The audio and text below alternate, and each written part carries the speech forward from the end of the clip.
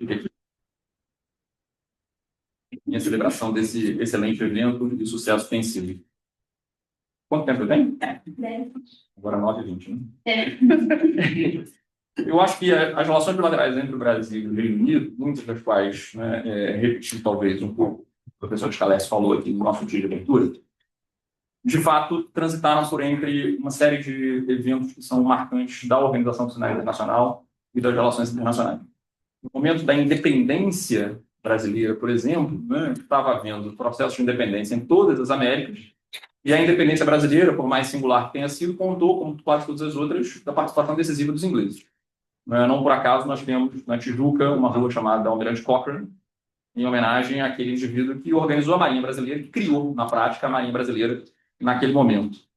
A Monique aqui me apresentou, né, o Yoga Cochrane, né, que é o Emacoff, que escreveu um livro absolutamente sensacional, né, contando a história de um indivíduo que tinha sido processado na Inglaterra por fraude fiscal e tinha, depois de ter sido o mais importante almirante da Marinha Inglesa, expulso da Marinha Inglesa, de modo que foi tentar encontrar abrigo em países periféricos e virou herói no Chile, na Grécia, né, e no Brasil. Depois voltou para a Inglaterra, foi reabilitado na Inglaterra, está enterrado, né, na principal Catedral dos Reis, no centro de Londres.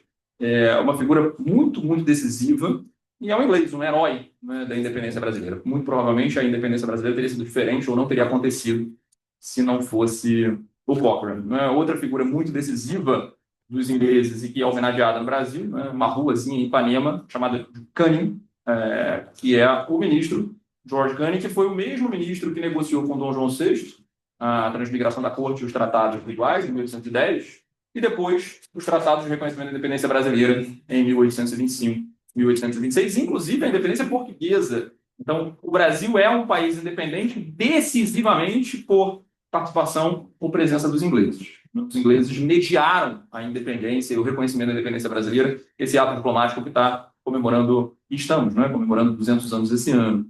Esses 200 anos foram decisivamente mediados pelos ingleses, ao contrário do que aconteceu, por exemplo, com os nossos vizinhos. E isso confirma uma relação ao longo do século XIX que será a principal relação bilateral que o Brasil terá. Em larga medida, inclusive, elementos fundamentais a respeito da relação com os demais países, a relação que o Brasil vai ter, não é, com países como a Turquia, como a Rússia, na época o Império Otomano ainda, não é, perdão, o Monique, ela já me olhou ali. O Império Otomano, a Rússia, não é, o Japão, eram feitos a partir da Embaixada em Londres. Eram feitos a partir da negociação em Londres. Também toda a diplomacia financeira brasileira durante a Pax Britânica era feita a partir de Londres. A maior parte dos empréstimos, se não quase todos no Império, o Brasil tinha, inclusive, um contrato, não é, com a casa de Rothschild, que era o banco por excelência que financiava o Brasil, na época, um bom pagador. Um segundo ponto fundamental ao longo do século XIX, a posição brasileira no século XIX, que reflete, a meu ver, o sistema internacional, é a questão do escravismo. Se os ingleses foram absolutamente decisivos para transformar em negócio capitalista o tráfico de pessoas escravizadas ao longo dos séculos XVI e XVII, a partir do final do século XVIII, é na Inglaterra que surge pela primeira vez, ligado a grupos religiosos, na época chamados radicais, Quakers, um movimento abolicionista. E esse movimento abolicionista, fortemente marcado por elementos religiosos, terá também sua importância nos Estados Unidos. E, embora no Brasil não tivesse uma característica muito religiosa, a partir da pressão britânica que o governo brasileiro terá que mexer. Numa época em que o Brasil contava nos dedos das mãos o número de abolicionistas, né, José Bonifácio, mais tarde Castro Alves, Silveira da Mota, né, o abolicionismo era uma coisa que vinha de fora para dentro, deixando, e ainda hoje, né, deixando os historiadores, mas na época deixando as pessoas numa circunstância que é uma espécie de dilema moral. É correto intervir nos assuntos internos de outros estados? Se me perguntam assim, né, de bate-pronto, eu diria, não é correto. Mas e se for para acabar com a escravidão? E aí a gente pode se perguntar, né, porque esse é um debate bastante atual nas relações internacionais ainda hoje, né? Devemos ou não devemos, né, aceitar a intervenção na soberania? A soberania é um valor absoluto ou não? A soberania flexibilizada não é pior, que isso permite, por exemplo, o imperialismo? Essa era a defesa dos escravocratas brasileiros que argumentavam que o que a Inglaterra estava fazendo era imperialismo, era colonialismo, era intervenção indevida na liberdade do Brasil de escravizar pessoas. E assim foi, né, durante 40 anos, pressões inglesas constantes e noturnas, mobilizadas por uma opinião pública forte na Inglaterra do século XVIII e do início do século XIX, que tinha reflexo no parlamento e na Marinha Britânica, que adotava, claro, a mesma lógica imperialista que estava adotando na China, que estava adotando na África, que estava adotando em outras regiões, mas no caso do Brasil, né, com uma justificativa moral difícil de discordar. A questão do fim do tráfico. E até hoje isso gera debate na historiografia. Teria sido o fim do tráfico no Brasil, concluído pela Lei Eusébio de Queiroz em 1850, uma legislação que foi feita por razões internas, estavam profundamente endividados, porque a sociedade já não aceitava mais aquilo, ou por outras razões econômicas e políticas, ou pela decisiva ação da Marinha Inglesa, que chegou a bombardear o norte fluminense, entrar com navios no Porto de Campos e Macaé, e aí o governo Saquarema não tinha outra alternativa a não ser escolher se ia declarar guerra à Inglaterra, né, o que era obviamente impossível, né, ou se ia abolir o tráfico de pessoas escravizadas. Né, e aí nós temos a Lei Eusébio de Queiroz. Né. É tão vergonhoso que, como eu estou falando o nome das ruas, né, não existe uma rua Eusébio de Queiroz, porque o Eusébio de Queiroz tem uma rua na Tijuca, mas acabou ficando conhecido como a Rua do Matoso, que é o último dos sobrenomes dele, quase como se tivesse vergonha, né, de se apresentar, onde tem o Bar do Peixe, muito agradável, né, se vocês quiserem, não, e tal, né, ali próximo à Praça da Bandeira. Né, é Eusébio de Queiroz da Câmara Matoso, mas ninguém chama de Eusébio de Queiroz, só chama de Rua do Matoso. A vergonha até nos logradouros. Outro ponto importante, interessante mencionar é o imperialismo. A lógica imperialista inglesa não deixou incólume o Brasil. E embora o imperialismo tenha múltiplas maneiras de atuar, sem sombra de dúvida, atuou e existiu também por meio de empresas inglesas que controlavam absolutamente tudo, né? O Scalexo já deu todos os exemplos possíveis, né? A Light, o bonde, né? A própria palavra bonde nada mais é do que um pedaço de uma empresa, e aí acabou se transformando em instrumento de transporte público no Brasil. A influência desse inglês na Primeira República, não é? Os Guinle, que ganhavam uma quantidade inacreditável de dinheiro na época, controlando toda a questão de iluminação pública da cidade do Rio de Janeiro, mas também de distribuição de água, não é? E de transporte público, eram empresas com capital britânico, não apenas no Rio de Janeiro, mas em São Paulo, no sul do Brasil, no Nordeste brasileiro. A presença do capital britânico é decisiva. E algumas vezes o capital britânico vinha acompanhado também das canhoneiras ou da marinha. Um dos pontos mais importantes da costa brasileira, que o Brasil herdou de Portugal, é o arquipélago de Trindade e Martim Vaz. Esse arquipélago de Trindade e Martim Vaz, que hoje é absolutamente decisivo para a marinha chamar de a Amazônia Azul, em determinado momento os ingleses acharam que era deles, tomaram, ocuparam em 1895 e declararam que era terra nulis, não tem ninguém aqui, ninguém está olhando, a gente vai usar como ponto de ancoragem de linhas telegráficas. O governo brasileiro demorou 2 anos para conseguir recuperar o território dos ingleses mediante uma mediação portuguesa. Na época, o Brasil, inclusive, estava com relações diplomáticas rompidas com Portugal por causa do jacobinismo florianista e de problemas da chamada Revolta da Armada. Mas a presença britânica também se fez de modo bastante decisivo no norte, na região do Pirara. Hoje em dia, a Guiana Inglesa briga com a Venezuela, e isso é um conflito próximo a nós, né? É uma coisa bastante atual, mas também o Brasil já brigou com os ingleses numa época em que a Guiana não era um país independente e que a Inglaterra disputou o território. Em 1904, o rei da Itália deu um laudo arbitral que dividiu esse território, né, do Pirara, e o Brasil ficou com cerca de 40% do território, e os ingleses com 60% do território. Essa questão foi mediada por Joaquim Nabuco, né, uma das únicas derrotas, né, que o Brasil teve nas suas delimitações de fronteira. E, claro, na Primeira e na Segunda Guerra Mundial, o Brasil lutou, nos 2 casos, ao lado da Inglaterra, sendo, né, um dos poucos países, no caso da Primeira Guerra Mundial, o único país, né, da América do Sul a mandar tropa. Nesse caso, especificamente, na Primeira Guerra Mundial, depois de vários conflitos com os ingleses apreenderam armas, apreenderam café, apreenderam navios brasileiros durante a guerra, quando o Brasil era neutro, mas quando efetivamente o Brasil entra na guerra do lado dos ingleses, marcando aí o início de um declínio dessa parceria bilateral, porque a partir do século XX, esse lugar será gradualmente substituído pelos Estados Unidos.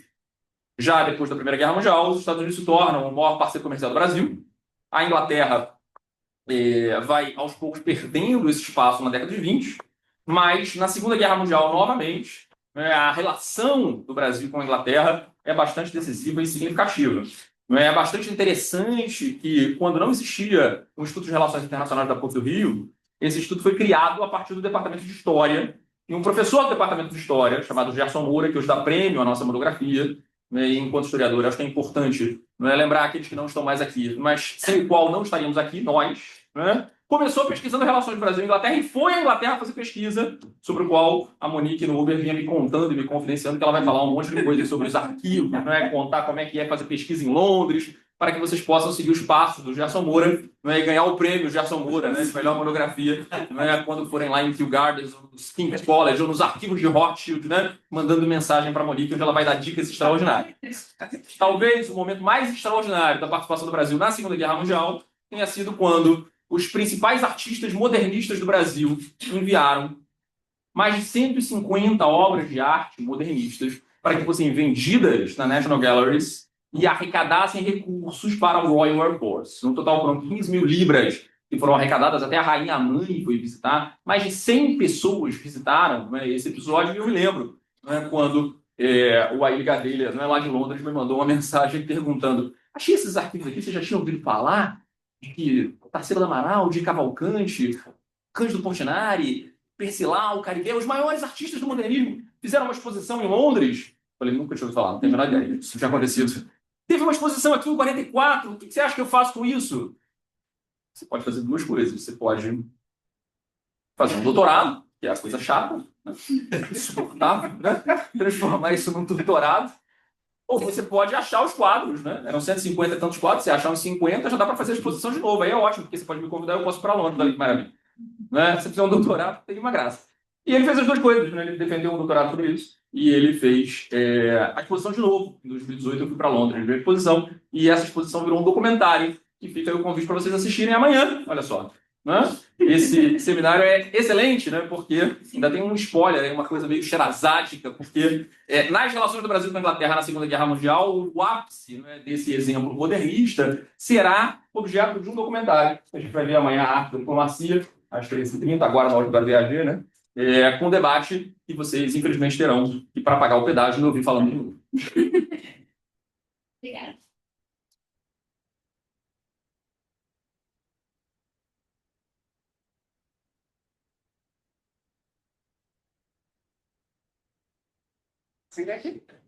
Nossa, tá?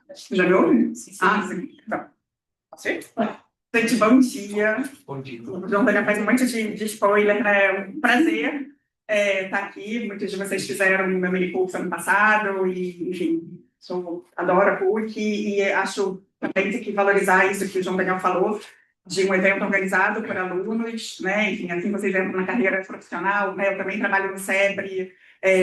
Organizar eventos é muito importante, aproveitar essas datas redondas para refletir, né? E aqui no caso dos 200 anos das relações Brasil-Reino Unido, é uma boa chance de várias reflexões. E, bem, eu venho dos estudos de Oriente Médio, na realidade, fiz a minha tese de doutorado na FGV, orientada pelo Matias Spector, sobre as relações entre o Brasil e o Império Otomano, e aí, enfim, foi defendida em 2012, virou livro pela FUNAG em 2017, e uma das ideias no âmbito dessa pesquisa era também entender qual era a relação do Brasil e do Império Otomano com o grande hegemon da época, com o Reino Unido. E lá fui eu, passar 2 semanas em Londres, fazendo pesquisa. Foi literalmente uma experiência rica, porque eu fiquei um mês, uma semana pesquisando no Rothschild Archives, que é na City londrina, eles têm lá ouro, né, levado do Brasil, e depois fiquei uma semana em Kew, né, que é aos arredores de Londres, pesquisando nos arquivos, nos National Archives. Então, só uma nota de, né, como é que eu estou chegando aqui nesse evento, né? Na realidade, eu não estudo as relações entre o Brasil e o Reino Unido, mas qualquer história internacional do século XIX necessariamente precisa passar pelo grande hegemon de então, e eu acho que qualquer pesquisa séria de história internacional precisa ir para os arquivos, né? E o que eu aprendi em Londres foi que eu tive que ser muito humilde. Eu abri o arquivo e fechei, porque seria uma outra tese de doutorado, né? O João Daniel deu o exemplo do Lord Cochrane, que é uma figura essencial para a gente entender a independência do Brasil, mas uma figura essencial para a gente entender a independência da Grécia, que pouca gente sabe, por 4 séculos fez parte do Império Otomano. né? Então, assim, eu abri, fiquei fascinada, mas fechei, né, a documentação no sentido de que fica a dica, né, para os pesquisadores do futuro, do tanto de documentos que tem, e pesquisar nos arquivos dos National Archives em si é uma experiência antropológica, porque para você poder pesquisar, não sei se alguém já teve lá, você precisa fazer uma prova, né? Como é que, se chega um documento em grande porte, se tem um clique, você pode tirar o clique, enfim, você tem que acertar lá as 20 tantas perguntas, e uma vez que você passe nessa prova, você pode acessar os documentos, que é, enfim, um mundo de pesquisa, e você tem que estar se degladiando ali, né, com outros pesquisadores do mundo todo que fazem o que eles chamam de family history ou military history, né? Então, tem gente da Austrália, do Canadá, de outros lugares atrás das suas histórias familiares, pesquisando ali, ou muitas pessoas, justamente por conta da importância, né, britânica, em vários termos, inclusive militares, fazendo essa pesquisa. Mas, enfim, então, queria dizer que foi uma experiência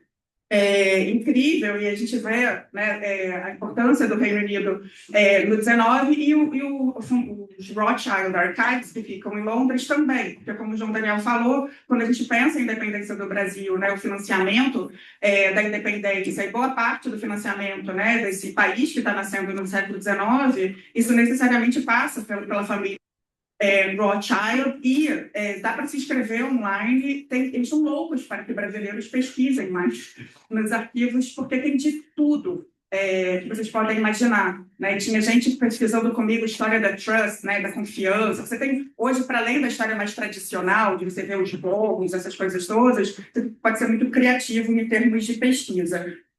E aqui, pesquisando nos arquivos, no Arquivo Histórico do Itamaraty, aqui no Rio, que fica, a documentação aqui fica até 1960, a partir de 1960, imagino que vocês saibam, né, que está no Arquivo Histórico em Brasília. O arquivo, infelizmente, ou felizmente, né, João Daniel, está fechado agora, porque finalmente aquela região está passando, né, por um processo de revitalização necessária. Mas eu abri a documentação do século XIX, sobretudo ali o período, a minha tese de 1850 a 1919, mas os diplomatas em Londres, eles estavam exaustos, porque não era só a embaixada, não era embaixada, era legação, né? Só passa-se embaixada em 1919.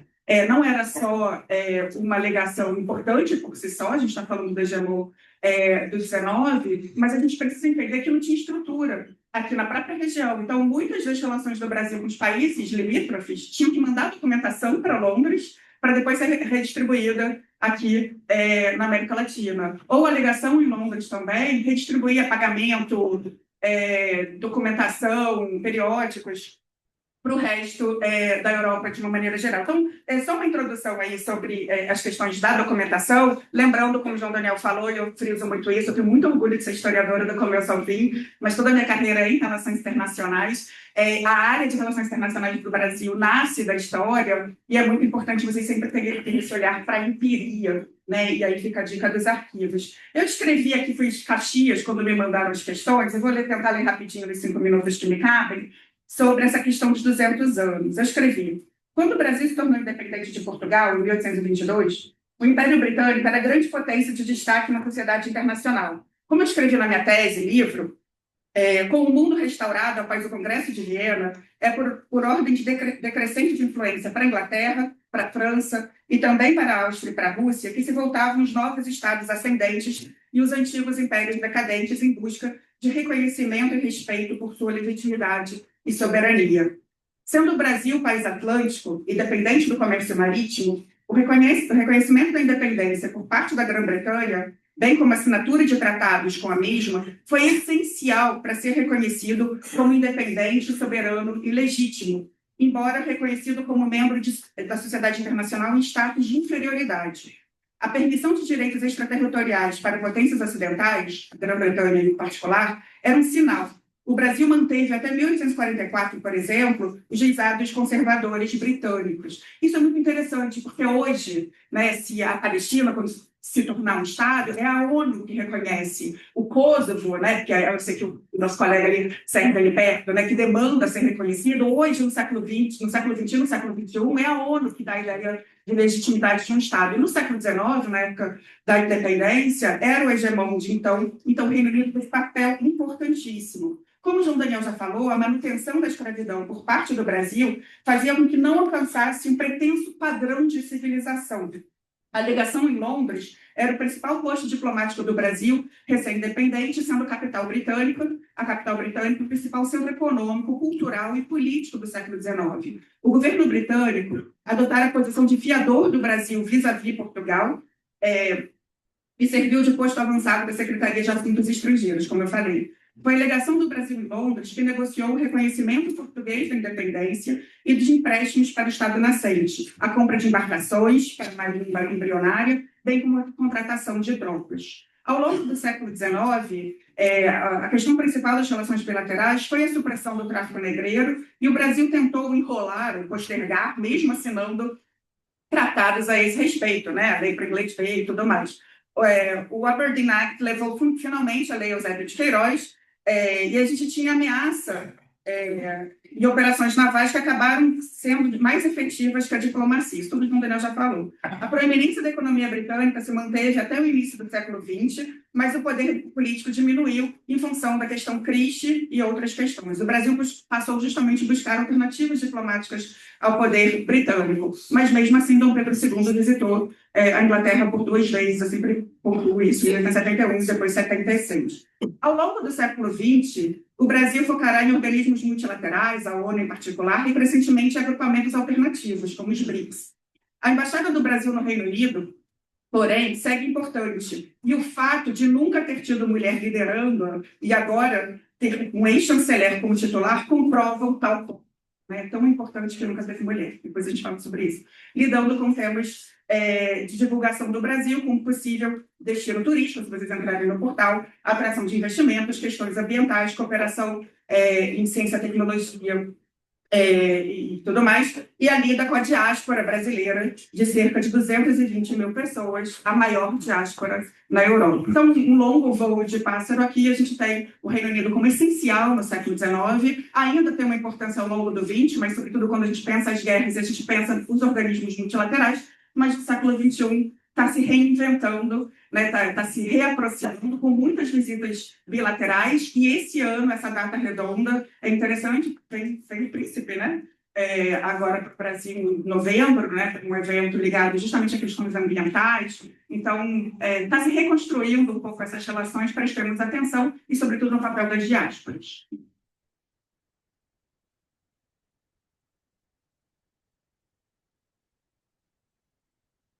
Muito obrigada, Fernanda.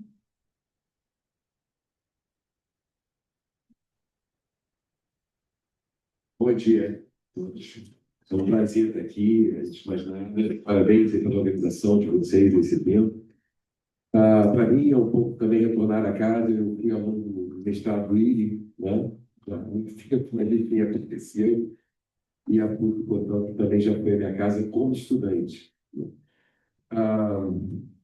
Fui um pouco perto do laço, né? Estando aqui pelo Brasil, mas me sinto privilegiado, né? Porque estou aqui mais para aprender com os historiadores. O diplomata, isso é muito dito e repetido, que é um especialista em generalidades, né? A verdade é que isso não é muito mais assim. A gente tem que se especializar em muito.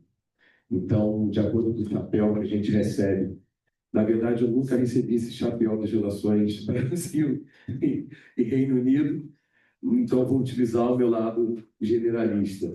Aceitei de bom grado também o convite, porque passar 200 anos e 10 minutos, acho que dá, né? Não queria grande dificuldade. Nos últimos anos, só para conhecimento, estava dedicado às relações com o Golfo, países árabes, e agora, obviamente, com as relações do Brasil com os Balcãs, a grande região europeia dos Balcãs. Bom, recuperando aqui a memória de aluno do Rio Branco, também de mestrado e do doutorado, que eu nunca finalizei em Barcelona. Sabemos aqui, já foi passado, né, que no século XIX a ordem internacional vivia sob a égide da Pax Britânica, Londres no centro do mundo. Então, a relação de qualquer país satélite, como éramos, né, evidentemente que isso gerava uma interdependência assimétrica, obviamente. Então, a relação assimétrica, durante boa parte do século durante todo o século XIX, certamente, mas o momento de inflexão que eu gostaria de assinalar aqui é o momento da passagem do Barão do Rio Branco, como nosso chanceler, e da aposta que ele faz nas relações do Brasil com os Estados Unidos.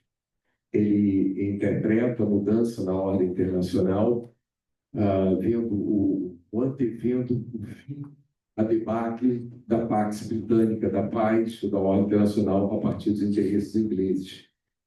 E identifica na potência emergente Estados Unidos um caminho a seguir com a parceria privilegiada.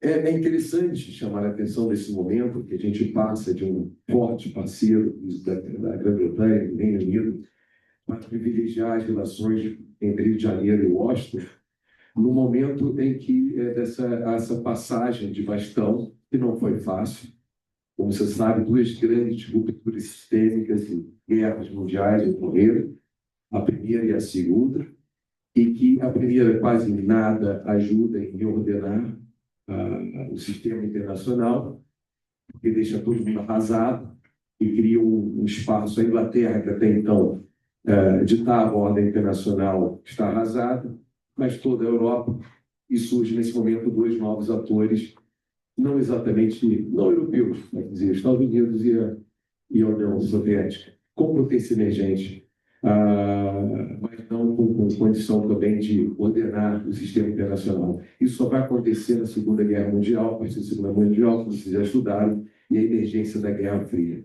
Então, nós temos aí 20, 30 anos de muita instabilidade sistêmica, e a relação do Brasil com a Inglaterra sofre dessa instabilidade.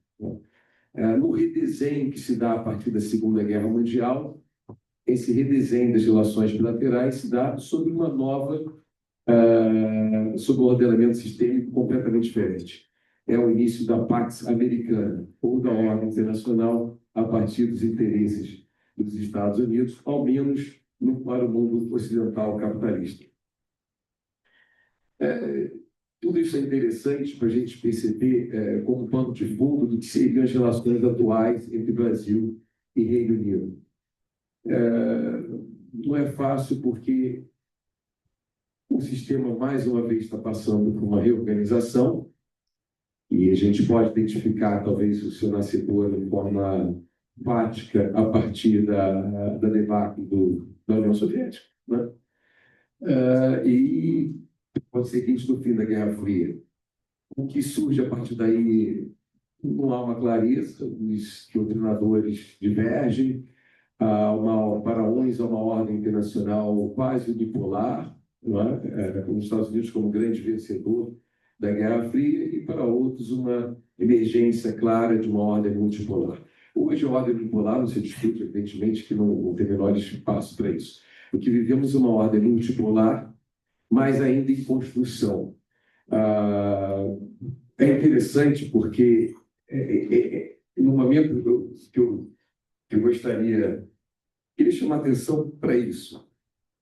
Se o Barão do Rio Branco, né, tinha um desafio naquele momento de reorganizar as nossas linhas de política externa, não digo se afastar, mas fazer sua aposta em outro polo, no polo emergente, que era os Estados Unidos, cabe agora a mesma reflexão em relação à emergência da China como polo mundial, um dos grandes polos.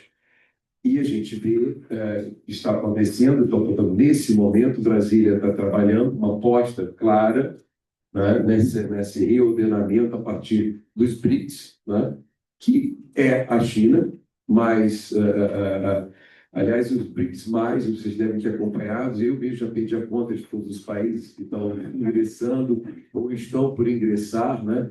A gente fica nos BRICS e agora BRICS enfim, mais muita coisa. O que eu sei é que nos últimos anos, à frente da divisão dos países do Golfo em Brasília, eu lidei muito com o tema da inserção dos países árabes nos BRICS, né? A Arábia Saudita, Emirados Árabes e até o Irã.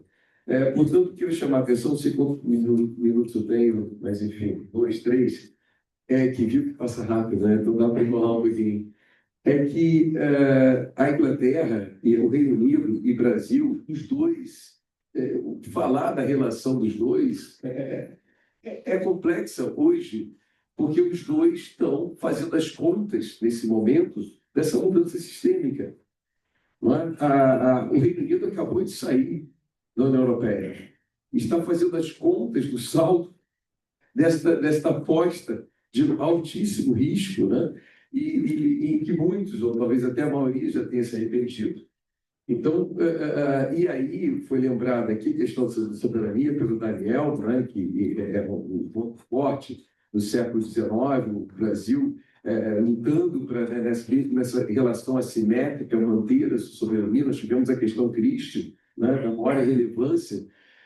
Nesse momento ocorre algo irônico, né? É a Inglaterra que quer, como país, ou o Reino Unido, né, como nação, lutar pela sua soberania, né?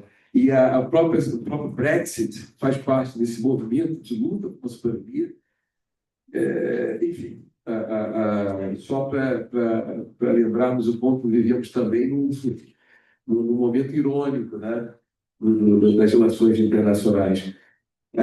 Para mim, individualmente, eu pensava que bom, se eu ainda não me especializei como diplomata nessa questão com o Reino Unido, pode ser que eu venha servir lá algum dia, mas na minha vida pessoal, 3 fatores me ocorreram.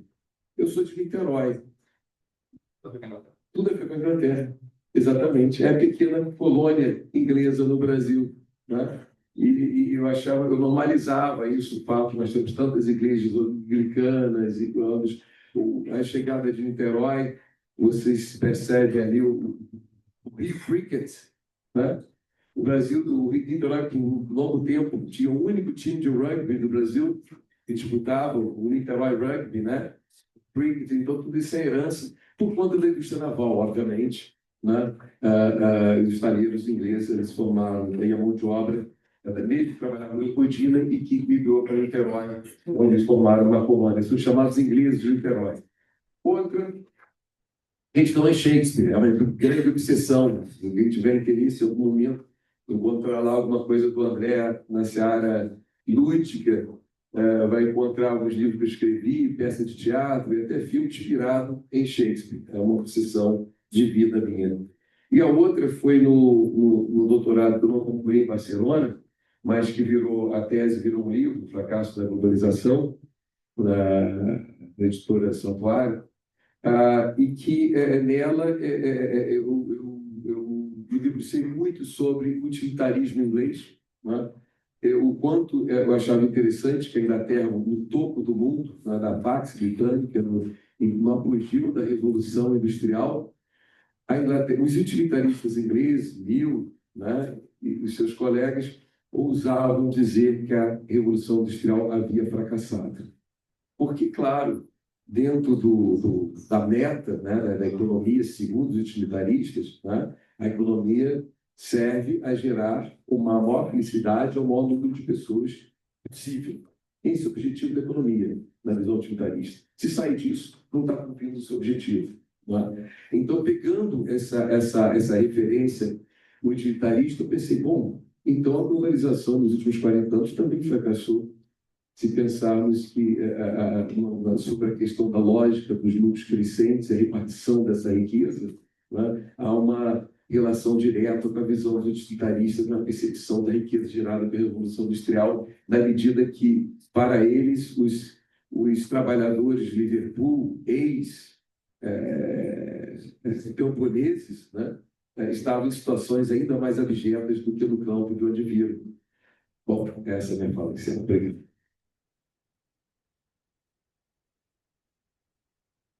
Muito obrigada a todos. Agora, seguindo para o segundo bloco, eu pergunto: diante das transformações contemporâneas na ordem internacional, como as tensões geopolíticas entre as grandes potências, o Brexit, o reposicionamento global do Brasil, os desafios à democracia e a crescente centralidade de temas como segurança e mudanças climáticas, de que forma o Brasil e o Reino Unido têm redefinido sua parceria e quais são os caminhos e obstáculos para uma cooperação estratégica mais equitativa e eficaz no século XXI?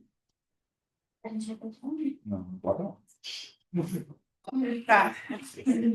Não, Eu vou com um papel muito humilde. Só 2 comentários. É que eu queria falar para vocês que vocês têm que fazer um follow-up e trazer o Leslie Bethel aqui, porque de longe é a maior, né, um britânico que estuda relações Brasil e Reino Unido e mora no Rio, e muito do que a gente está falando deriva muito de pesquisas dele. E só uma curiosidade, depois o Daniel pode me consertar, o conselheiro André Costa estava falando do Rio Branco, ele repensa em grande medida essa visão do mundo a partir do Liverpool. Né? Ele atuou muito tempo lá, ele era cônsul em Liverpool, não é isso, João Daniel? E morava na França, né? O que eu acho fascinante. Mas, enfim, só 2 comentários. Em relação à questão, essa segunda questão, eu acho que, por um lado, a gente tem uma oportunidade, está todo mundo, né? Como o André falou, a gente está numa fase daquela de transição hegemônica, né? Uma ruptura sistêmica como agora, né? Nesse exato momento que eu brinco, quem tem certeza absoluta está mal informado, né? Enfim, para onde vai o Trump, né? Enfim, a gente tem todo esse debate aí, a armadilha de Tucídides, né? Se essa também vai ser uma transição que vai gerar uma guerra, os meus amigos militares falam que em 2027 vem a guerra China, enfim, tem todo esse debate, né? Eu, particularmente, acho que a gente está numa grande guerra, a gente pode entender a guerra na Ucrânia, a guerra em Gaza e, eventualmente, o que vai acontecer em Taiwan um pouco nessa fase, né? Mas tem esse debate, como é que vai ser essa transição, e, de fato, né, enfim, a gente está testemunhando isso, e pode haver uma oportunidade justamente com essa avalanche causada, né, pelo novo governo Trump nos Estados Unidos.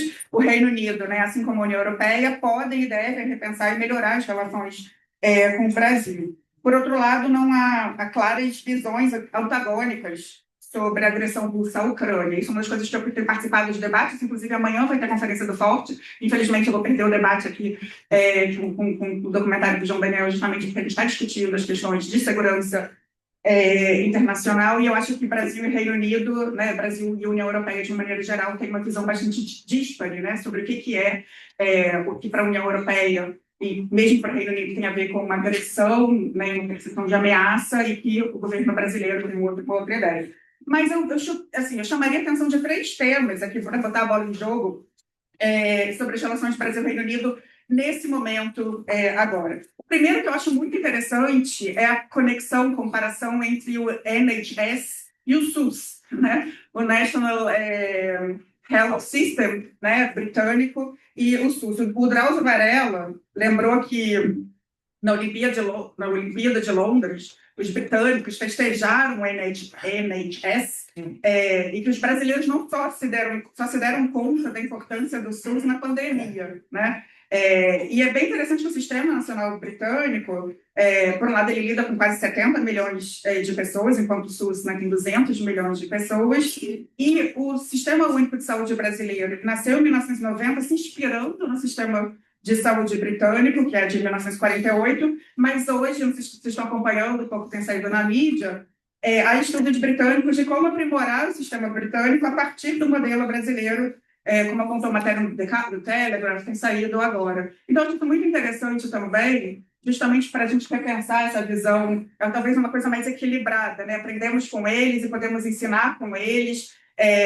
E eu acho que o caso da saúde, né, a gente passou pela pandemia, mas agora mesmo estava conversando, né, enfim, as outras questões de saúde que demandam uma atenção, e eu acho que essa é uma pauta muito interessante em que o Brasil, a gente é muito vira-lata, né, ainda, mas o Brasil precisa dar mais valor e comparar e conectar. O segundo tópico que eu acho que vale a pena prestar atenção, sobretudo, acho que mais óbvio para estudantes de relações internacionais, é a educação. A gente está aqui num curso, quer dizer, um evento de um curso de relações internacionais, né, de disciplina oficialmente nascida, né, no Reino Unido, ali no Entre Guerras, em País de Gales, né, e que conta justamente no Reino Unido com fortes centros de excelência, né, seja LSE, né, London School of Economics, King's College, Oxford, Cambridge, Universidade de St. Andrews, para trazer aqui um dos grandes centros ou o principal centro de estudo de terrorismo, que é uma pauta minha. O país, o Reino Unido, conta com scholarship ainda do forte da Bolsa Tivoli, que é bem interessante que vocês terem atenção. Dos muitos temas de pesquisa de brasileiros no Reino Unido, eu ressalto aqueles conectados às questões de gênero, depois eu vou falar um pouquinho mais sobre isso, mulheres em particular. Mais do que nunca, o Reino Unido se mostra um lugar especial para se estudar, tendo em vista a situação atual dos Estados Unidos, das universidades estadunidenses, e mais do que nunca vale se aprender e conectar experiências deles com as nossas. Como me pareceu o caso, eu acabei de participar em Brasília, semana retrasada, de um evento, e isso é muito legal, gente, de vocês prestarem atenção, de uma ex-bolsista Tivlen, uma menina de 20 e poucos anos, Júlia Colettini, uma pesquisa que ela compartilhou uma nota técnica sobre gênero, interseccionalidade e centros urbanos, né? Então, está fazendo uma pesquisa financiada pela Tivlen, está indo adiante, e levou lá para o Reino Unido, e isso vai também chegar a outros espaços. Eu acho isso muito importante, da gente usar essas oportunidades de estudar fora, né, para o internacionalista, de uma maneira geral, essa é uma última oportunidade, mas eu, particularmente, encorajo a estudar o Oriente Médio. Agora descobri que o André também tem esse pé, né, no Golfo e nos Balcãs, que para mim é o Oriente Médio, porque fez parte do Império Otomano, depois a gente pode conversar sobre isso. Eu mega desencorajo a estudar o Oriente Médio que não seja no Oriente Médio, tá, gente? Toda vez que vocês quiserem, a gente pode discutir isso. Eu acho que hoje as universidades, eu estudei parte do meu doutorado na Turquia, as universidades marroquinas estão muito incríveis, as universidades do Golfo, justamente estava conversando com o embaixador Sidney Romero, que é o embaixador do Brasil nos Emirados Árabes Unidos, né, para a gente prospectar. E eu acho muito importante, né, mesmo no Líbano, com todas as questões, a gente tem, estou falando de Oriente Médio, que é na minha praia, no deserto, né? Mas tem. Eu acho que essas outras regiões eu particularmente desencorajo, que eu acho que a gente precisa decolonizar o decolonial. Né? Muitas vezes a gente vai estudar essas pautas, né, decoloniais lá no centro de poder, e é bem complicado. Mas fora isso, a gente está falando de uma região, né, de um país com centros antigos, importantes. Meu próprio orientador de doutorado veio de Oxford, né? E eu acho muito interessante da gente ter atenção. Último ponto, que aí tem que desenvolver melhor, mas eu acho que é na área de inteligência. Eu acho que, né, a gente tem visto questões de espiões russos no Brasil, né, enfim, tem questão de espiões russos no Reino Unido, enfim. Eu acho que nesse período de desinformação e do uso cada vez maior, né, desse tipo de ação na área internacional, valeria ter mais atenção. Não sei o que está acontecendo, mas é o terceiro ponto que eu ressaltaria. De qualquer forma, eu acho que acho importante isso, né? O que a gente pode ter um grau de igualdade, né, em grande medida, quando a gente pensa a questão de saúde, e eu acho que a questão de educação também vale muito a pena, sobretudo quando a gente pensa na excelência das universidades britânicas, né, em geral, mas para temas que, na minha avaliação, eu sempre vou frisar isso, a gente compara e conecte com o Brasil. Eu particularmente, me brigo muito com quem vai estudar, sei lá, qualquer outra região do mundo, no Reino Unido, quando hoje, né, se a gente é sul mesmo, valorizemos as outras universidades, centros de pesquisa existentes, né, no sul global. Acho que essa é uma pauta que a gente precisa avançar. Inclusive, eu sei que isso é importante no âmbito dos BRICS. É isso.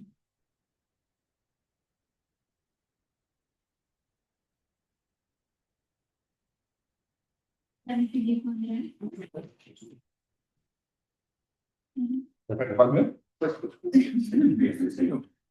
Eu não combinei com a Monique, mas ela falou tudo que eu ia falar. Por isso eu combinei com ela. E é muito legal, porque eu ia falar do SUS e do NHS e ia falar também de educação. E eu tinha pensado, né, em falar sobre isso. Então, agora, dos 10 minutos, me sobraram 3. Que eu acho que vai dar mais tempo para você falar, porque tudo importa, né, que é a última pergunta que é para você, sobre essa trajetória legal das pautas de gênero. Mas, diante da pergunta, né, que é a pergunta muito abrangente, né, quais são os desafios na área de democracia, na área de segurança, na área de direitos humanos? Todos esses desafios são absolutamente formidáveis e não são desafios só da Inglaterra, só do Reino Unido ou só do Brasil, né? São desafios globais. A questão da democracia é um desafio global, né? Tanto o Brasil quanto a Inglaterra vivem diante de ameaças reais de ruptura institucional, de ruptura democrática, como a gente vê a possibilidade de, né? O Brexit efetivamente enfraquece um pouco as instituições, né? Como o André falou, eu concordo com ele, eles devem estar bastante arrependidos em relação a isso, e isso enfraquece ainda mais as possibilidades de, eventualmente, até um enfrentamento conjunto dos desafios que a Europa vem a sustentar, uma vez que a saída da Inglaterra é vista como uma espécie de primeiro furo na represa, que pode, eventualmente, levar a um colapso dessa experiência, que é uma experiência surgida na pós-guerra, com o objetivo de evitar uma nova guerra né, uma nova guerra global, uma nova fragmentação da Europa, né, um projeto que é, antes de tudo, não um projeto econômico, um projeto aduaneiro, mas um projeto de paz. Em alguma medida, os ingleses foram os primeiros a tirar lá o esparadrapo. Claro, né, para não falar do Brasil. Mesma coisa em relação aos temas de segurança, né, as questões de inteligência, de espionagem, uma série de novidades. Outros temas interessantes seriam os temas de novas tecnologias, inteligência artificial, né, que poderiam eventualmente aparecer também como cooperação, como apareceu aqui na mesa do primeiro dia. A Monique também mencionou, na primeira fala dela, sobre a cooperação das comunidades, né, e quantos brasileiros tem no Reino Unido, né? E, eventualmente, esses brasileiros que agora estão sofrendo, né, estudantes, etc., por conta da perseguição a imigrantes nos Estados Unidos, já viveram um passado recente em que no Reino Unido houve também, né, sofrimento, o caso famoso do Jean Charles, virou inclusive filme. Então, esse é um desafio muito importante de momentos de expatriados e de diásporas que também precisam ser tratados. Mas eu chamaria atenção porque todos esses temas têm, obviamente, pessoas, estudos, trabalhos que são melhores do que eu para falar com vocês internacionalistas, né, ou futuros internacionalistas. Eu chamaria atenção para alguns temas e bastante interessantes na linha da pista que a Monique já me deu, né, que existem lugares onde o nosso complexo de vira-lata é automaticamente anulado. Porque quando você fala de SUS e Serviço Nacional de Saúde em inglês, eles estão aprendendo com a gente. Quando a gente fala em educação dentro de uma pauta de uma agenda sul-sul, tem certos temas que você consegue aprender e estudar melhor no Brasil, né, do que na Inglaterra ou mesmo do que nos Estados Unidos e, claro, né, em outras universidades do sul global. Tem alguns campos em que certamente nós poderíamos ser, inclusive, melhores, né, do que os ingleses ou do que os países, né, centrais, se a gente levasse a nossa expertise, o nosso talento, o nosso desejo e a nossa criatividade. Para alunos de relações internacionais, para vocês, né, que vão se formar, a pauta de pesquisa e a pauta de trabalho ela é imensamente rica e a Inglaterra pode ser um ponto de partida para pessoas, por exemplo, que se interessam, por exemplo, por música e relações internacionais. Nós tivemos uma mesa inteira só sobre Tropicália e Beatles. E foi bastante divertido para quem pôde acompanhar, né? Em vários momentos eu achava, não é, que ia se falar a respeito da influência dos Beatles na Tropicália. E fiquei absolutamente fascinado quando o PC começou a falar da influência da Tropicália dos Beatles. Não é? E de como, em larga medida, a nossa música não deixa nada a desejar ninguém, é uma das melhores do mundo, se não a melhor do mundo. Então, para quem se interessa por música, né, tem um campo extraordinário, né, de pessoas que poderiam, ou de artistas brasileiros, né, que poderiam ganhar o mundo como ganham muitas vezes sem ter um projeto por trás. Porque houve um projeto para internacionalizar as Havaianas, que era um chinelo vagabundo quando eu era adolescente, né, e que hoje em dia é um sinal inequívoco e extraordinário de status de ser brasileiro, né, de vender o Brasil. Você sai do Brasil e leva uma Havaianas para dar de presente para um gringo, né? Esse é o melhor presente que você pode dar para alguém. Caraca, uma Havaianas, que coisa maravilhosa. Isso é uma construção de relações internacionais, um projeto de branding, um projeto de internacionalização. E isso foi feito de maneira mais ou menos deliberada, não por um internacionalista, né, mas com a Anitta, por exemplo, né, ou com o Romero Brito, por exemplo. Né? Sem juízo de valor, professor. É um exemplo bem sucedido de projeção global da arte brasileira. E quantos outros mestres celeiros do sertão do Piauí, quantos outros pintores, gravuristas, escultores, não é, que estão presentes no Mato Grosso, em Goiás, em Tocantins, quantos outros funkeiros nas comunidades do Rio de Janeiro ou de São Paulo e nas quebradas não poderiam ter a oportunidade extraordinária de ter a sua arte reconhecida em inglês ou mesmo em português na Europa. Quantos acontecem por puro talento, sem nenhum projeto, e quantos poderiam ter acontecido mais se vocês, futuros internacionalistas, pegassem aquilo que vocês gostam de fazer e transformassem isso em projetos de relações internacionais e internacionalização de estudos de caso. Porque dá para fazer isso com um programador de videogame, né, um jovem nerd do Meyer que está fazendo o videogamezinho dele lá, né? Dá para fazer com um camarada que passa o dia inteiro jogando League of Legends, né, no UOL, sei lá onde, né, e vai criar o seu grupo de esports. Dá para fazer isso com a arte, dá para fazer isso com o futebol. Não é o futebol brasileiro, não é que se internacionaliza e projetos para o futebol brasileiro, como já tem gente que faz com grandes atletas e com um grande número de atletas. Fica um convite para vocês olharem para o campo das relações bilaterais, para a política externa, para além das coisas que a gente está acostumado a ver e que a universidade valoriza. Porque a verdade é que a universidade, infelizmente, é muito míope e valoriza muito pouco. É óbvio que temas de segurança, de meio ambiente, de cooperação, é óbvio que os temas de gênero, de direitos humanos e de democracia, é óbvio que os temas de comércio, bilaterais e em finanças são muito relevantes. Mas há aqueles campos que a universidade não olha. E esses campos que a universidade não olha, pode ser onde está o seu afeto, o seu interesse, o seu tesão. E aí, com isso, você consegue certamente compensar, né, muito do suporte teórico que você talvez não possua, porque talvez a universidade nunca produziu, e ser o primeiro a produzir esse suporte teórico, né, e transformar a sua paixão em um projeto de internacionalização. A Inglaterra, certamente, né, já aprendeu com a Tropicália e tem muito a aprender ainda com vocês. Bom,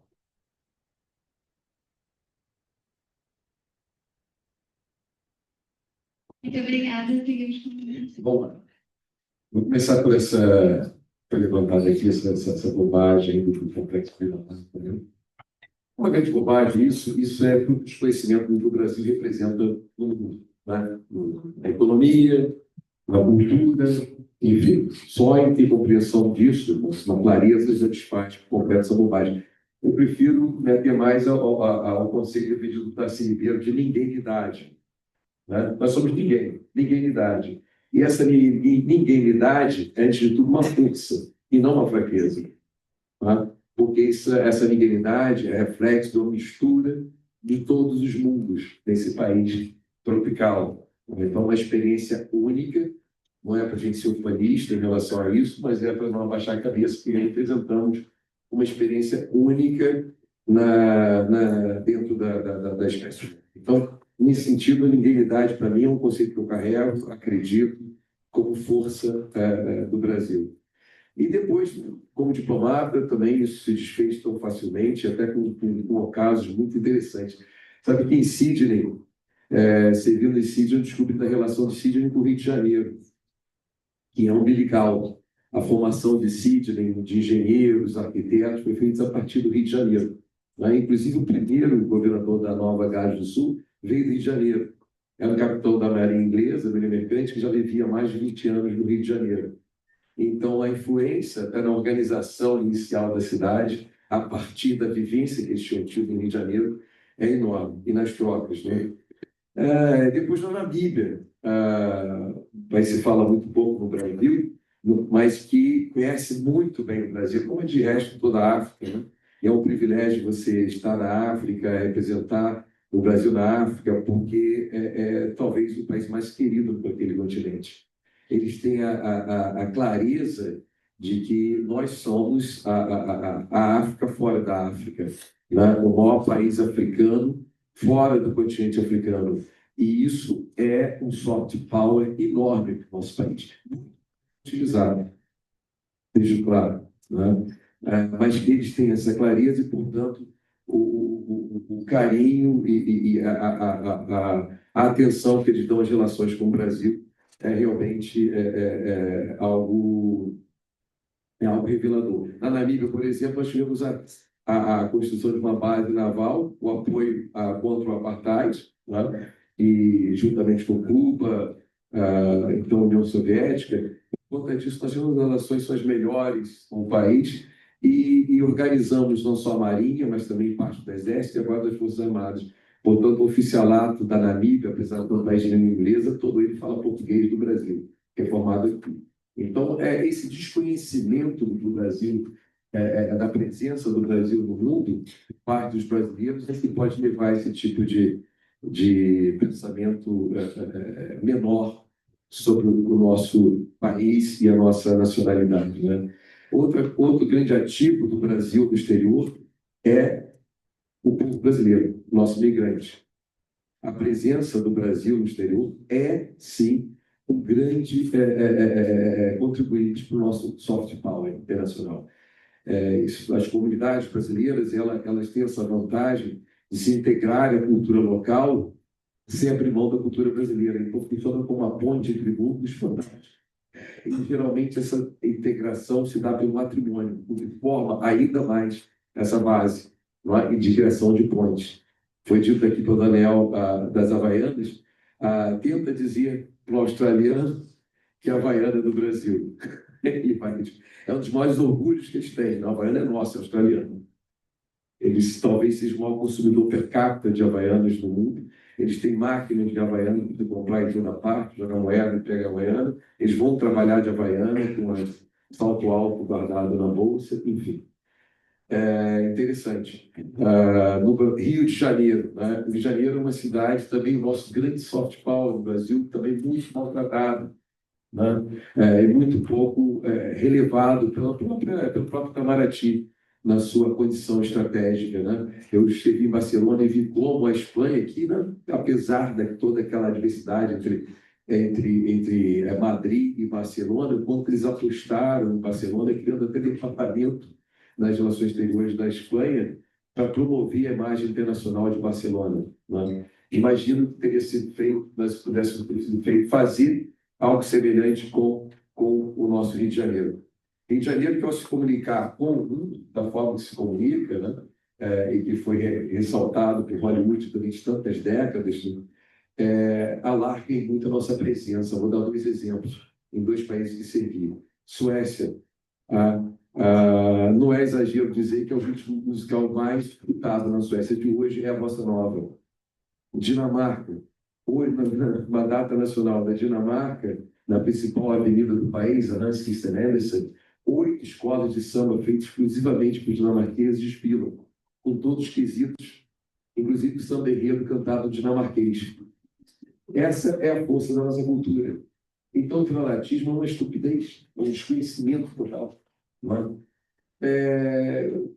Para voltar ao tema, eu ressalto aqui as questões que dizem respeito a todos nós, à humanidade, né? E aos nossos grandes desafios. O primeiro delas é a ação climática, urgente, necessária, atrasada, debilitada, em que nesses aspectos, nesses temas, clima, democracia, valores ocidentais e democráticos que compartilhamos com a Inglaterra, torna naturalmente o Reino Unido um parceiro muito importante.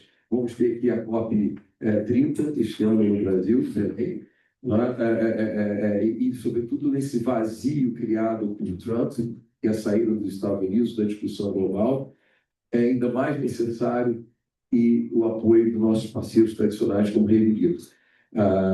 Como disse o Daniel também, eu enfatizo aqui a questão da defesa dos valores democráticos. É interessante porque estamos reunidos no BRICS, onde todos os tipos de regimes democráticos você pode entrar ali, e o Brasil acaba sendo a janela democrática em que os países democráticos buscam para dialogar com o bloco, né? Isso é muito interessante.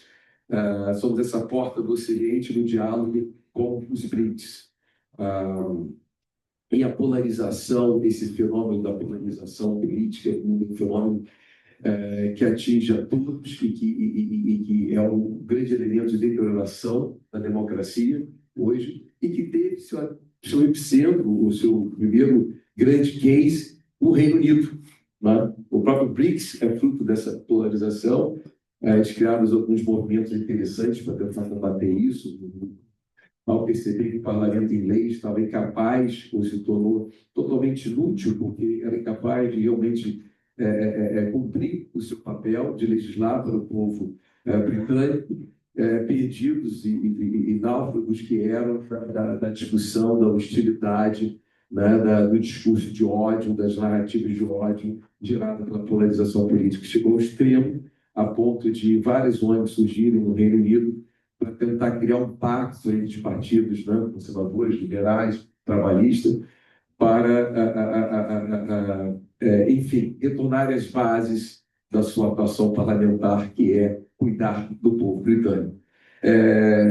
Isso é um desafio hoje em toda parte. Vocês estão vendo a divisão dos Estados Unidos. Isso é muito ruim, não só primeiramente para os norte-americanos, mas também para todo mundo, que é a desconstrução de um polo, né, sistêmico a olho nu, online, né? O rei está totalmente, literalmente, o rei de lá está totalmente nu, né? Fico por aí. Obrigado.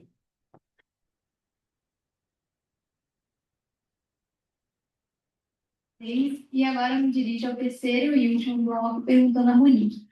Nos últimos 200 anos de relação entre Brasil e Reino Unido, qual tem sido o papel das mulheres nesses processos históricos e diplomáticos e de que forma suas contribuições, muitas vezes invisibilizadas, podem nos ajudar a recontar essa trajetória a partir de outras perspectivas?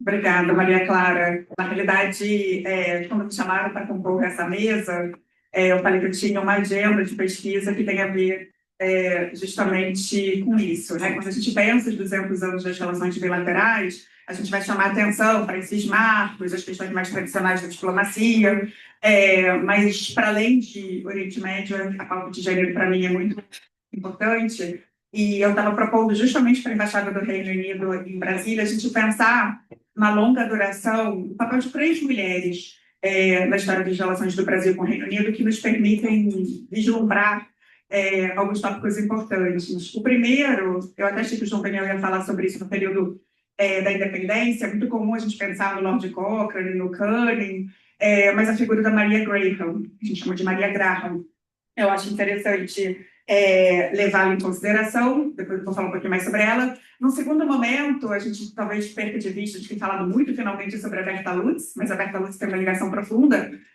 com o Reino Unido, que eu acho que a gente tem que ressaltar. E, por fim, eu vou compartilhar com vocês uma pesquisa em andamento, que o João Daniel, inclusive, tem que ler o texto para pedir para ele, dar um feedback, que é sobre a Dalva Gasparian, que é a fundadora da livraria Argumento. Então, eu não estou maluca, eu vou compartilhar com vocês 3 perfis que eu acho que são ainda um ensaio, que eu acho que a gente pode levar em consideração para pensar essa longa duração. A Maria Graham, né, ela foi biografada sobretudo pela Mary Del Priore, que eu recomendo, não sei se vocês conhecem, né, a historiadora, que eu acho muito interessante que a Mary fala que ela não precisa escrever ficção, porque quando ela vai estudar a história dos personagens, sobretudo do Brasil, é tão fascinante, né, que ela não sente necessidade de escrever sobre ficção. É uma historiadora acadêmica, ela deu aula, inclusive, aqui na PUC, na USP, porque saiu da academia para atuar na história pública mais ampla, né? A Maria Graham, ela viveu entre 1785 e 1942, ela é britânica que chegou ao Brasil em 1821, a bordo de uma fragata comandada por seu então marido, Thomas Graham.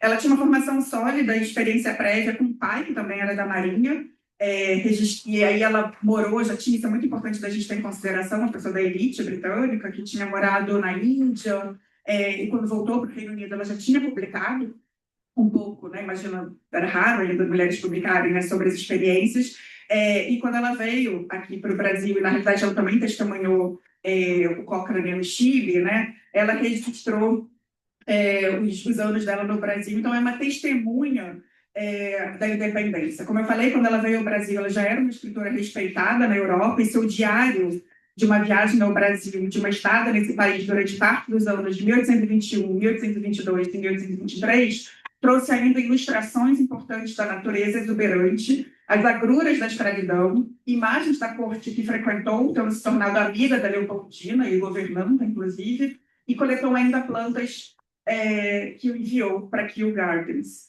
É muito interessante que a Maria Graham ela foi testemunha do nascimento do Brasil com as guerras, né, da independência, e desafios, e ela era uma mulher atenta à política.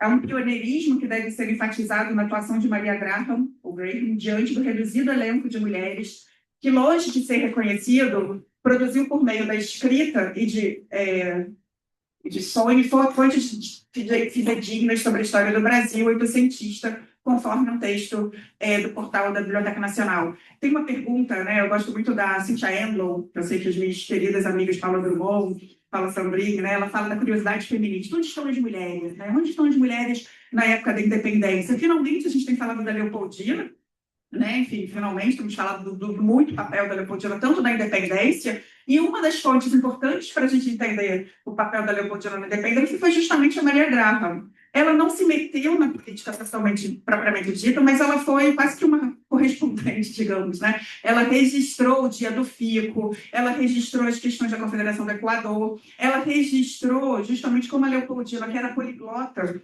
né? Ela atuou ali com os mercenários, ela atuou junto com o Metternich para o reconhecimento da independência brasileira. Então, no primeiro momento dessa longa duração dos 200 anos e trazendo o papel das mulheres, eu ressaltaria o papel da Maria Graham, né, como uma testemunha, um olhar político, e além de um olhar também científico/artístico, porque mandou plantas e ilustrações botânicas para Kew, em frente ao arquivo, que eu falei, os arquivos nacionais britânicos ficam em Kew, e bem em frente tem o Kew Gardens, né, o jardim botânico que recebeu essa planta, e isso, inclusive, era uma forma de...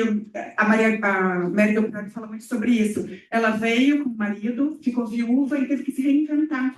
Teve que trabalhar como governanta, e foi muito hostilizada pelos portugueses que trabalhavam no palácio, foi demitida, e aí começava a fazer essas ilustrações para conseguir algum recurso, até que ela conseguiu voltar para o Reino Unido, né, e aí se casou de novo e voltou a ascender socialmente. Então, eu acho que a figura da Maria Graham é interessante, e resgatá-la, como diz a Mary Del Priore, é resgatar também o papel dos britânicos na independência. Quando a gente pensa a historiografia do século XIX, né, sobretudo na segunda metade do século XIX, a criação do Instituto Histórico e Geográfico Brasileiro, tem toda essa ideia de criar a nossa história, né, de tentar falar de Fenícios, né, de outros passados possíveis, e se apaga um pouco o papel do Reino Unido ali na independência, né, desde a vinda da família real e do todo o contexto, e de que tem uma mulher. Então, essa é a primeira que eu ressaltaria. A segunda, Berta Lutz, né? Acho que finalmente a gente está escutando, né, o discurso do Lula na abertura da Assembleia Geral da ONU, né? O próprio Guterres, finalmente, aí a gente fala do viralatismo, né? Porque a figura da Berta Lutz ela tem sido resgatada, sobretudo, por pesquisadoras. Uma das escandinavas, que não lembro de qual país, outra da Argélia, uns 10 anos atrás, pesquisando nos arquivos da ONU, descobriram que tinham 6 mulheres só em São Francisco, quando da Carta de São Francisco, né?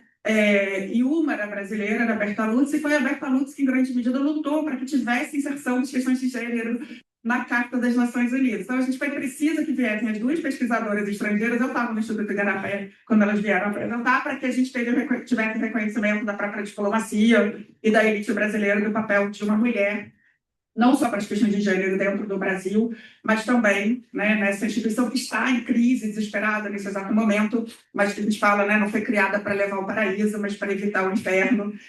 Então, assim, eu acho importante falar da Berta Lutz. E aí, qual é a ligação da Berta Lutz aqui com a nossa história? Né? Eu coloquei aqui. Berta Lutz viveu entre 1894 e 1976 e é nome inconteste do feminismo no Brasil e de inclusão das preocupações de gênero na Carta da ONU.